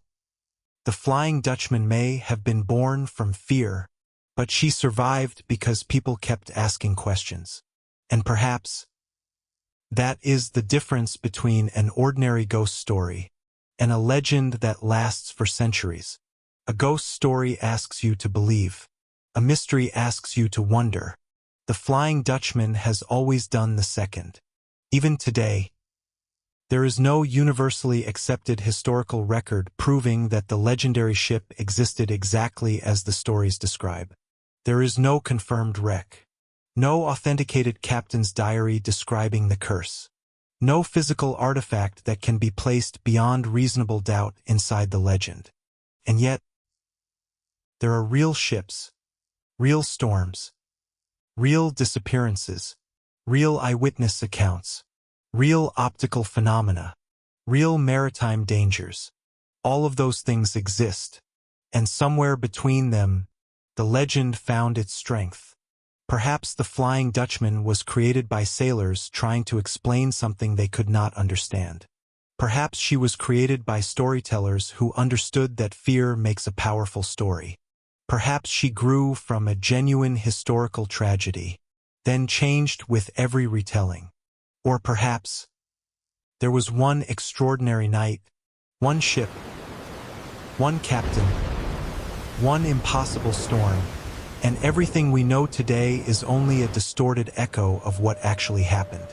That possibility can never be completely eliminated, but it can never be proven either. And so, the mystery remains. For historians, that is frustrating. For scientists, it is an invitation to investigate. For storytellers, it is a gift. And for sailors, it remains a warning, because the ocean does not care whether you believe in ghosts. It does not care whether you understand atmospheric refraction. It does not care whether your ship carries the most advanced radar ever built. When the weather turns, the sea remains the sea, powerful, unpredictable, indifferent. Perhaps that is the greatest truth hidden inside the Flying Dutchman. She does not need to be supernatural, to be frightening. The real ocean is frightening enough. A storm can destroy a ship. A current can carry a vessel far from its intended course. Fog can hide danger until it is too late. A single mistake can become fatal, and a ship can still disappear. Even in the modern world, that reality gives the old legend something few supernatural stories possess: a foundation in truth. The details may be impossible. The emotions are not. Fear, loneliness, regret, hope, loss, the desire to return home. These are as real today as they were 300 years ago, and perhaps that is why the Flying Dutchman continues to sail. Every generation changes the ship, but every generation understands the sailor. A person standing at the edge of the unknown, wondering what lies beyond the horizon. The legend therefore remains unfinished, and perhaps it should remain that way, because the moment we discover every answer, the Flying Dutchman becomes nothing more than an old story. Until then, she remains something much more interesting: a question, a shadow, possibility, a ship still somewhere beyond the horizon. And still, the Flying Dutchman sails, not because anyone has proven she exists, but because the question refuses to die. Perhaps that is the greatest mystery of all. Why do humans hold on to stories they cannot prove? Why do we continue telling the same legend, long after the world that created it has disappeared?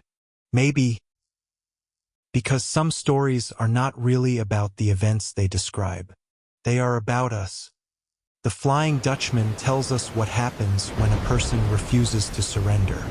It tells us what happens when pride becomes stronger than wisdom.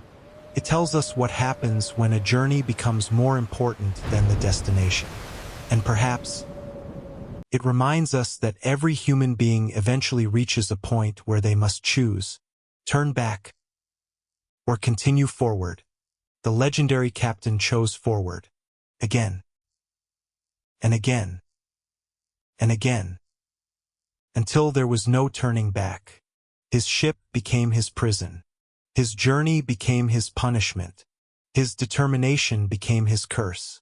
That idea remains powerful because modern life has its own endless voyages. People can spend years chasing something: money, success, recognition, power, only to discover that the destination they imagined was never where they thought it would be. The Flying Dutchman therefore became a metaphor long before modern audiences realized it. A person moving endlessly, but never arriving. A life consumed by one goal, until the goal becomes the prison. Perhaps that is why the legend feels surprisingly modern. The technology has changed. The ships have changed. The world has changed. But human nature has not changed nearly as much. We still fear failure. We still fear being forgotten. We still struggle with regret. We still search for meaning when something disappears without explanation. And we still look toward the unknown, wondering what might be waiting beyond it.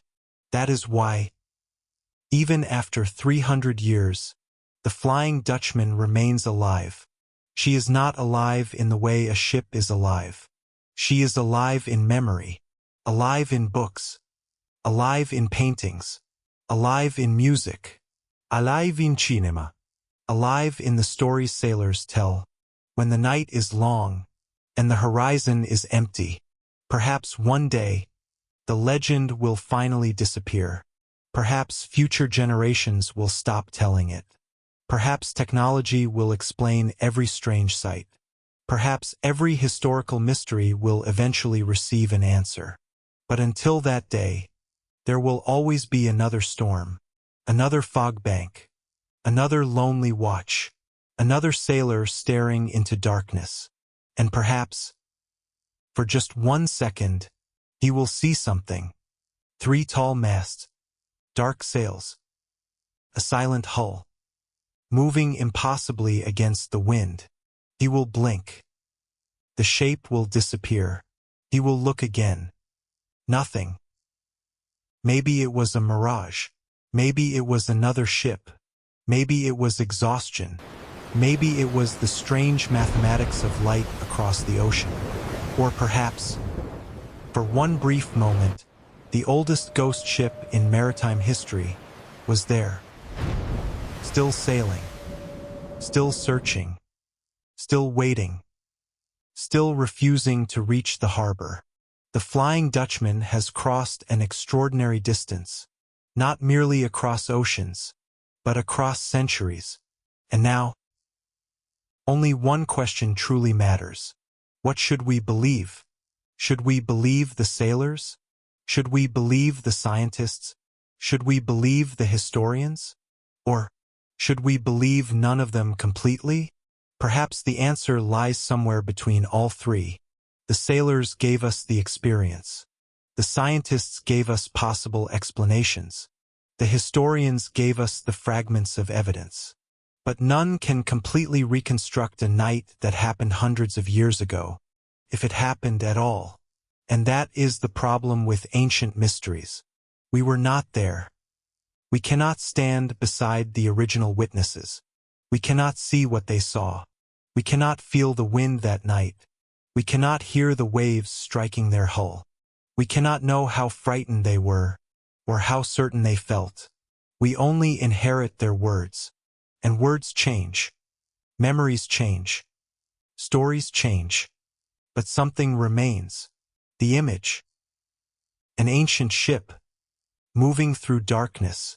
A ship that should not exist, yet somehow appears.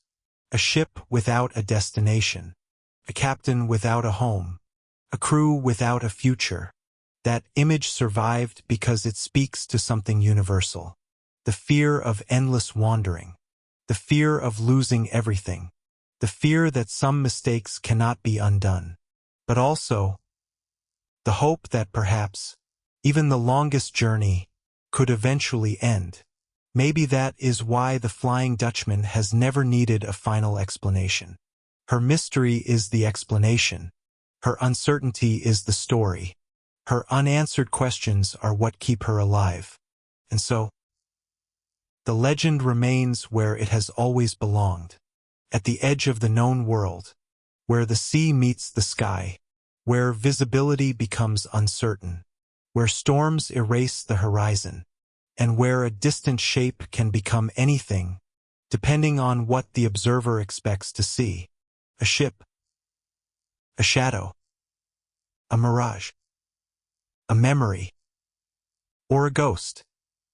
Perhaps that is all the Flying Dutchman has ever been, a reflection of the unknown. And as long as there are oceans, there will be unknown things. As long as there are sailors, there will be stories.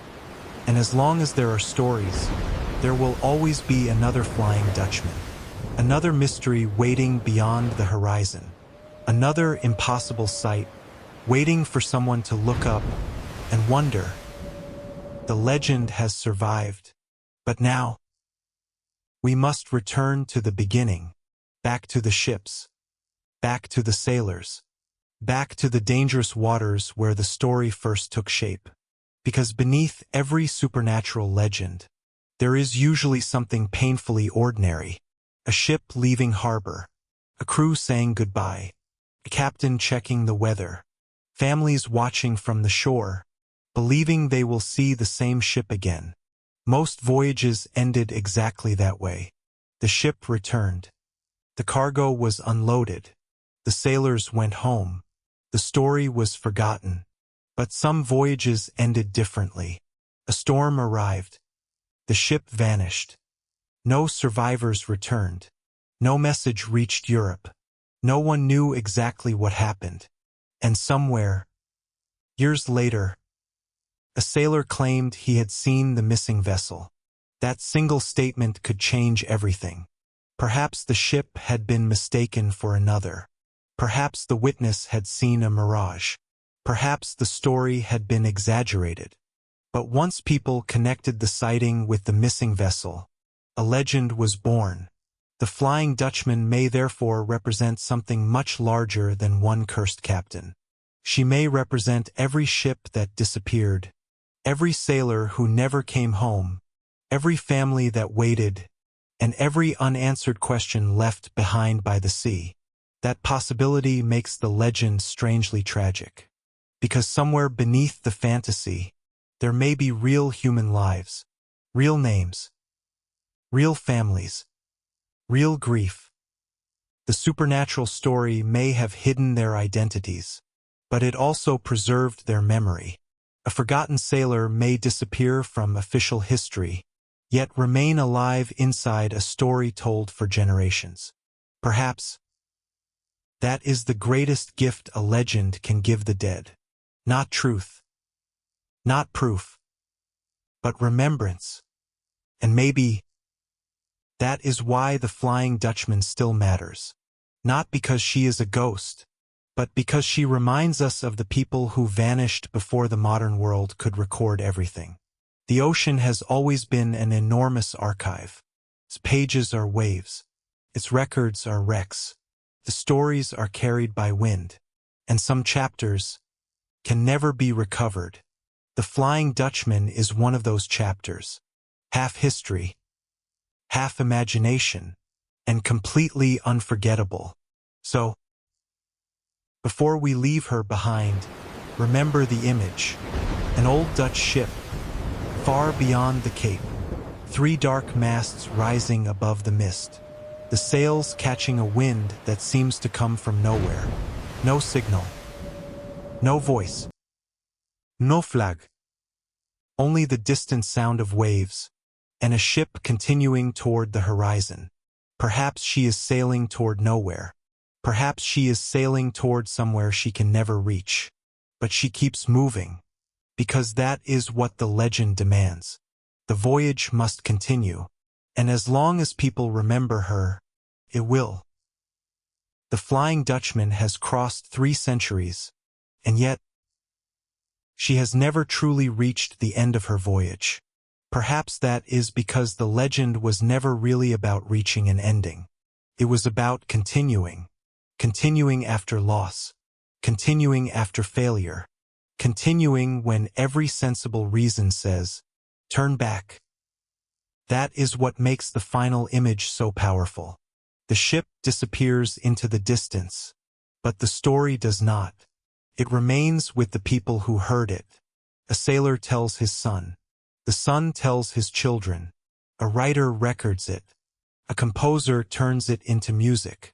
A filmmaker brings it to life.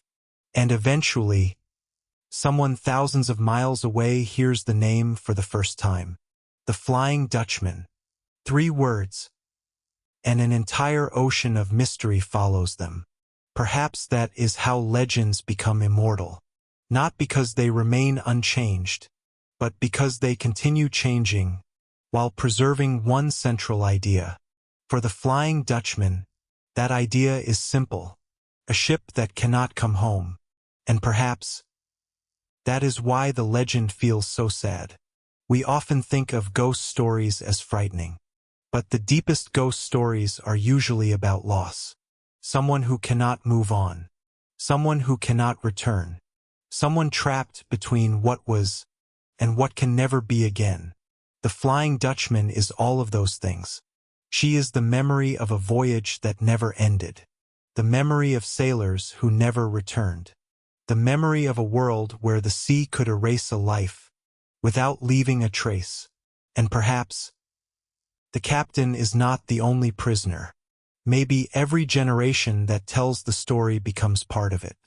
Because once you hear the legend, you begin looking differently at the horizon. A distant sail becomes suspicious. A strange light becomes interesting. A fogbank becomes mysterious. An empty stretch of ocean feels slightly less empty. That is the power of storytelling. It changes what we notice. It changes what we remember. It changes what we fear. And sometimes, it changes history itself. The Flying Dutchman may never have existed as a supernatural vessel, but she certainly existed as an idea.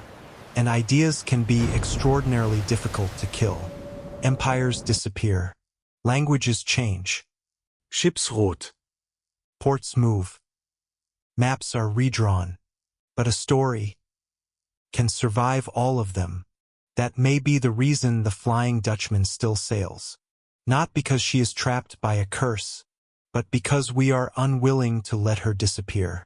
As long as someone remembers the name, the ship remains. As long as someone asks, was she real? The mystery remains.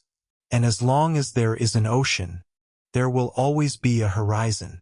And beyond that horizon, there will always be something we cannot see. The Flying Dutchman has one final secret. She does not belong to the past.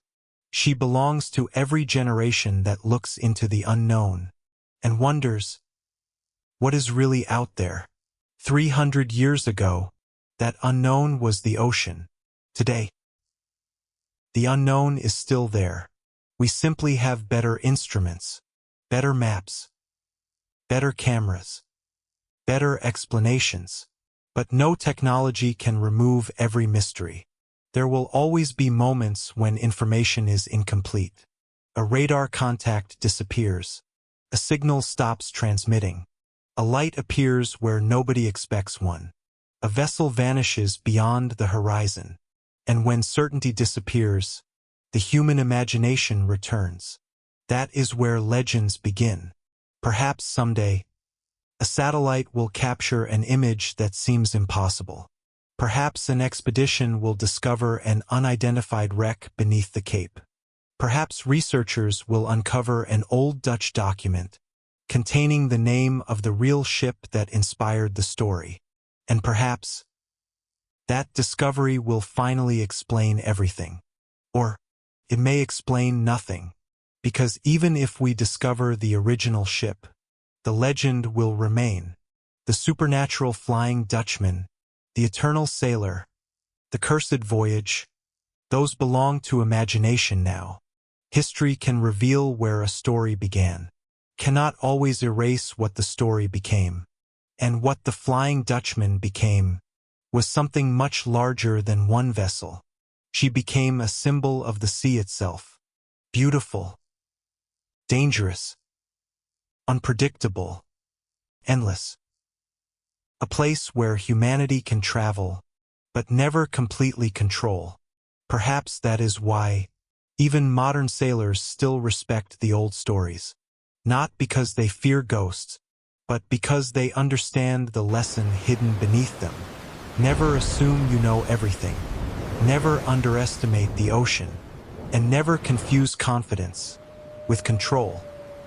The captain of the legend learned that lesson too late. His voyage became eternal. But perhaps our voyage does not have to. Maybe that is the final meaning of the Flying Dutchman. The story gives us a choice. We can continue blindly, or we can recognize the warning. We can turn back when the storm becomes too dangerous. We can admit when nature is stronger than us. We can choose humility before the sea forces it upon us. And perhaps that is why the legend has survived for so long. Because beneath the ghosts, there is wisdom. Beneath the curse, there is a warning. And beneath the mystery, there is something deeply human. The desire to find our way home. The ocean has been here longer than our stories, longer than our ships, longer than our maps, and it will remain long after the last person remembers the Flying Dutchman. Perhaps that is the most humbling thought of all. We spend centuries trying to understand the sea, naming its currents, mapping its depths, measuring its storms, building larger ships, stronger engines, more powerful instruments, and yet the ocean still keeps places beyond our reach, places where sunlight never arrives, places where pressure could crush a human body instantly, places where strange creatures move through complete darkness, places where shipwrecks rest, unknown for centuries. The sea does not reveal everything. It never has. And perhaps it never will. That is why the Flying Dutchman feels so strangely appropriate as a symbol. She represents the part of the ocean that refuses to be completely understood. Maybe the original captain was real. Maybe he was not. Maybe one ship inspired the legend. Maybe dozens did. Maybe the first sighting was a mirage. Maybe it was another vessel. Maybe it was something no witness could explain. We may never know. But the mystery itself has become historical. It has survived long enough to become part of our cultural memory. And perhaps that is more important than proving whether the ghost ship existed. Because history is not only made from facts. It is also made from the stories people tell about those facts. The Flying Dutchman tells us how frightened sailors understood danger, how families understood disappearance, how artists understood loneliness, how writers understood regret, and how generations of people have tried to give meaning to the unknown. The ship therefore belongs to everyone, to historians, to sailors, to artists, to scientists, to storytellers, and to anyone who has ever stood beside the ocean and wondered what lies beyond the horizon. Perhaps that is why the story never truly ends. There is no final page. No final voyage. No final sighting. Only another horizon, another storm, another night, another sailor looking into the darkness. And somewhere beyond his vision, the legend continues. There is only one thing left: to look back. 300 years of storms, 300 years of stories, 300 years of sailors looking toward the horizon and wondering, was she ever really there? Perhaps the answer is hidden somewhere beneath the layers of history. Maybe a real Dutch vessel once disappeared near the Cape. Maybe a captain made a terrible decision. Maybe a storm destroyed a ship, and frightened survivors carried the story forward.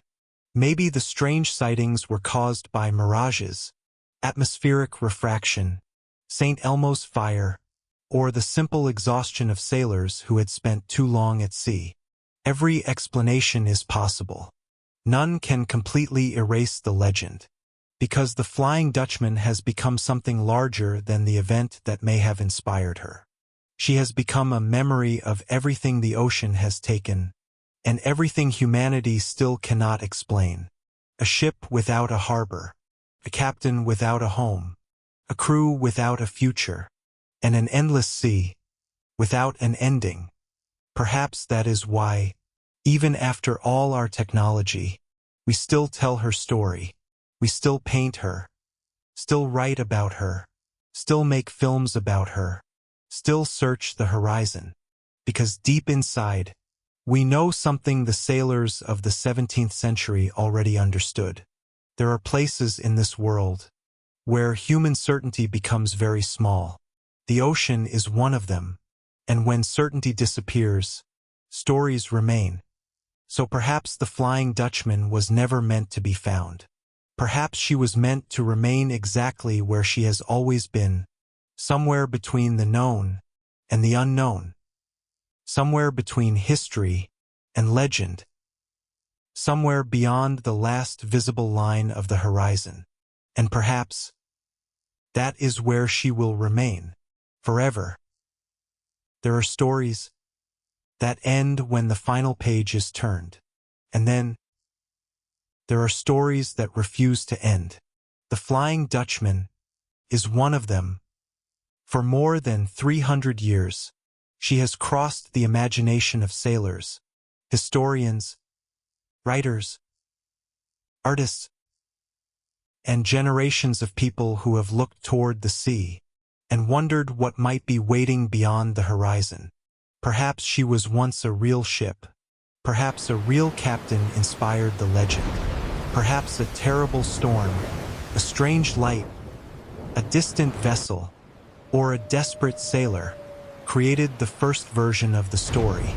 Perhaps everything that followed was simply the human imagination filling in the darkness. We may never know. And maybe we were never supposed to know, because the greatest mysteries are not always the ones we solve. Sometimes, they are the ones that remind us how much remains unknown. The Flying Dutchman reminds us that the ocean has always been larger than humanity. We can map it, measure it, cross it, study it, build machines capable of descending into its deepest trenches. We can place satellites above it and computers inside the ships that cross it. But we still cannot command the sea. We never could. And perhaps we never will. That is why the old warning still feels strangely relevant. Respect the ocean. Respect the storm. Respect what you cannot control. And never allow pride to convince you that you are stronger than nature. The legendary captain refused to turn back. His punishment was an endless voyage. But perhaps there is another way to understand his story. Maybe the curse was never about sailing forever. Maybe it was about refusing to change. A person who cannot turn back can never reach a new destination. A person trapped by pride can never find peace. A person who refuses to accept the past can remain trapped inside it forever. And perhaps that is why the Flying Dutchman still speaks to us. Because every human being knows what it means to carry something from the past. A regret, a loss, a memory, a decision. Something we wish we could change, but cannot. The ocean simply gave that feeling a shape. A ship, captain, an endless horizon. And now, after centuries of stories, the Flying Dutchman disappears once again into the mist. The storm grows quieter. The waves begin to settle. The horizon slowly becomes visible. There is no ship, no ghost, no ancient sails, nothing. Only the ocean, stretching endlessly beneath the fading light. Perhaps the legend was never true. Perhaps it was. Perhaps somewhere, at some forgotten moment in history, a sailor really did look into the darkness and see something he could not explain. Maybe he was afraid. Maybe he was exhausted. Maybe it was simply a trick of light. Or maybe, for one impossible moment, the oldest ghost ship on Earth really was there. And if you were standing on that deck tonight, watching the horizon disappear, would you believe your eyes? Would you trust the instruments?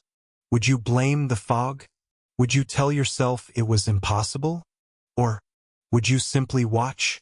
Because sometimes The sea does not give answers. It only gives questions. And perhaps that is enough. The wind rises. The fog returns. A distant shape appears, just beyond the edge of sight. 3 masts. Dark sails. A silent hull. Moving slowly across the black water. Then, the fog closes.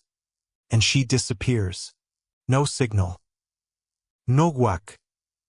No explanation. Only silence.